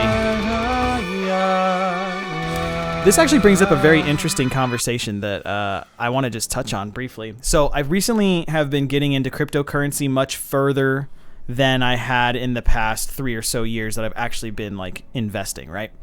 And learning and researching. So check this out. First of all, our website now accepts crypto payments for those of you who use Coinbase. Those of you who are into cryptocurrency, you can now buy merch with crypto on our shop. It's kind of neat. But here's another thing. You know how Lars Ulrich had that whole conniption with Napster and how people were just going to steal their music and they weren't going to be millionaires in the whole thing, right? Yeah. Okay, check this out. With cryptocurrency, there are marketplaces that are growing. One of them is called superrare.co, and it's a place where you can sell crypto art where you have to have an authentic crypto key in order to observe it, use it, consume it, whatever it is. That's wild. So you could literally, I could make, like Rob has that he's the only one in the world that has that copy. I don't even have it anymore. That's essentially the same thing. He gets to decide if he wants to sell it or share it with anybody, but it's his forever. Like no one can duplicate it. No one can do it unless he's the one doing it. I hear you. There's an entire market for that. Okay, that's all I wanted to say about the crypto thing. Arctic says, "Hey Nico, video is behind audio, just so you know." Yeah, man, super appreciate that. I never know. I don't know what the heck the problem is. It's just the nature of it, man. But thanks for letting me know. Appreciate you. That being said, though, it is almost 10. Holy shit, is it really? Yeah. Wow, well, holy crap. We've been on for 3.5 hours? Yeah. Okay, guys. Let's wrap this up. Today we went over the album Excipio. Next time, do you want to do this next week? Do you want to just do it next Thursday? Yeah. Okay. A week from today, same time. It's going to be 6 p.m. Pacific. We're going to go through Peripety, and that is a full-length album, so it might be a little bit longer. Either that or it'll end up being in 2 parts. Yeah, we could also split it. That's true. So we'll do that next week. Same thing we did tonight, where we just kind of break down the lyrics and vocals, and we talk about concepts and things that were inspiring us, like just like intellectually or like through our research or whatever it was. We'll get into that sort of depth next Thursday. Also, just as a reminder, I do stream 5 days a week now. I know that that's news to most of you because the decision was made literally yesterday. But I will be streaming Monday, Wednesday, Thursday, Friday, Saturday. It's a really weird schedule, but I figure that some people just can't make it here because of the days and they have work schedules and all kinds of stuff. So Thursdays, maybe you and I can do it, or I'll do it in the morning before you come over so we can actually work on stuff sort of more candidly. I think this is a good use of our time. We don't have any songs that are like fully ready for vocals yet. I want to take the first week of March to practice so I can do a little bit better of a performance. So this is a good use of our time. All right, tight. Yeah, guys. So we'll have a more I'll have a more structured schedule. Just a couple of housekeeping things. Mark has a Patreon and a Discord and a YouTube channel, and he actually does have a Twitch account. That you don't use very often. Not very much. I'm sorry. I'm just really liking your melodies right now. Oh, okay. You can keep it. And yeah, Death Chicken. I do think you're putting these up on YouTube later, innit? Yes, these videos will be available on YouTube sometime this evening / tomorrow morning. Yeah, you guys can come back and watch this one or the future ones as well. It's true. Tight. Okay, well, sorry, thanks. I'm like literally distracted by like Jim's voice and like your leads together. He is such a. He's got such power. We're gonna talk about him. We're gonna listen. This when we talk about Peripety, it's gonna get real. To talk about Peripety's lyrics, I have to like get real vulnerable and talk about like some of the worst shit in my life. So, if you want to hear me talk about that, and then also me explaining how it works in the Kardashev lens. Come hang out. Yeah, come hang out. You know, that's kind of what it's about. Yeah. So thank you all so very much for all the gifted subs, all the follows. We've grown quite a bit today, and I think it's because your pretty face is here, and, well... 2 pretty faces. Yours and Tuna's? Mine and Tuna's. Aw, Tuna. That's the name of our German Shepherd. It's Tunas and Souls. Tunas and Souls, those are both our dogs. Okay, guys, so let's go raid somebody. Does anybody have any recommendations? Who should we raid? Let's take a look. Bum, bum, bum, bum. Who's live right now?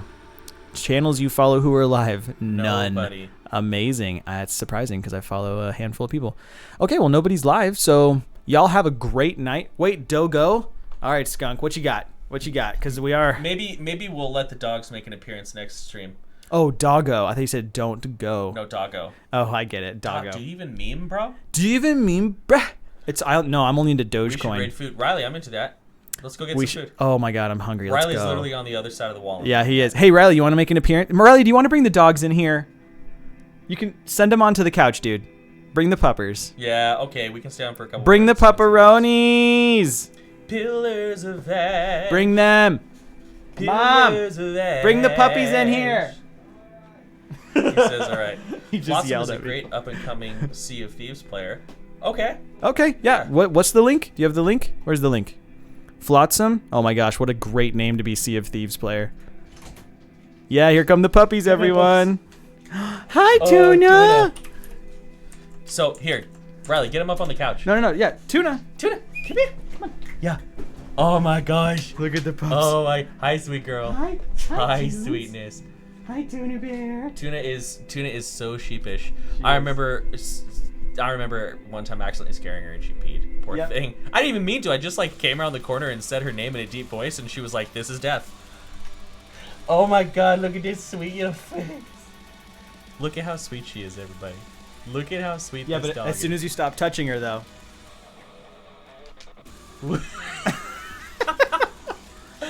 Yeah, she is pretty cute. Oh, little pepperoni. All right, let's go. Let's go Soul- raid Flotsam. Soul doesn't want to hang out. That's Yeah, fine. Soul's Whatever. being a little sheepish too. All right, let's go. Let's raid this guy. Send it with the follow back to the stream. Raid channel. I don't understand why it's not showing up. Here we go, nerds. Everybody ready up? Emote. We're gonna smash the Kardashev. The Kardashev emote. Right there. Sorry, Mark, I didn't get your permission for this, but everybody God, loves it. Okay, here we go. We're gonna blast this one. This is what we're tossing at him when we get there. You guys ready? All right, here we go. 3, 2, 1. Banana smash. Thanks for hanging. Love you all. Bye. Many thanks. I want to see what he says when we. Yeah. Oh, I'll go over here.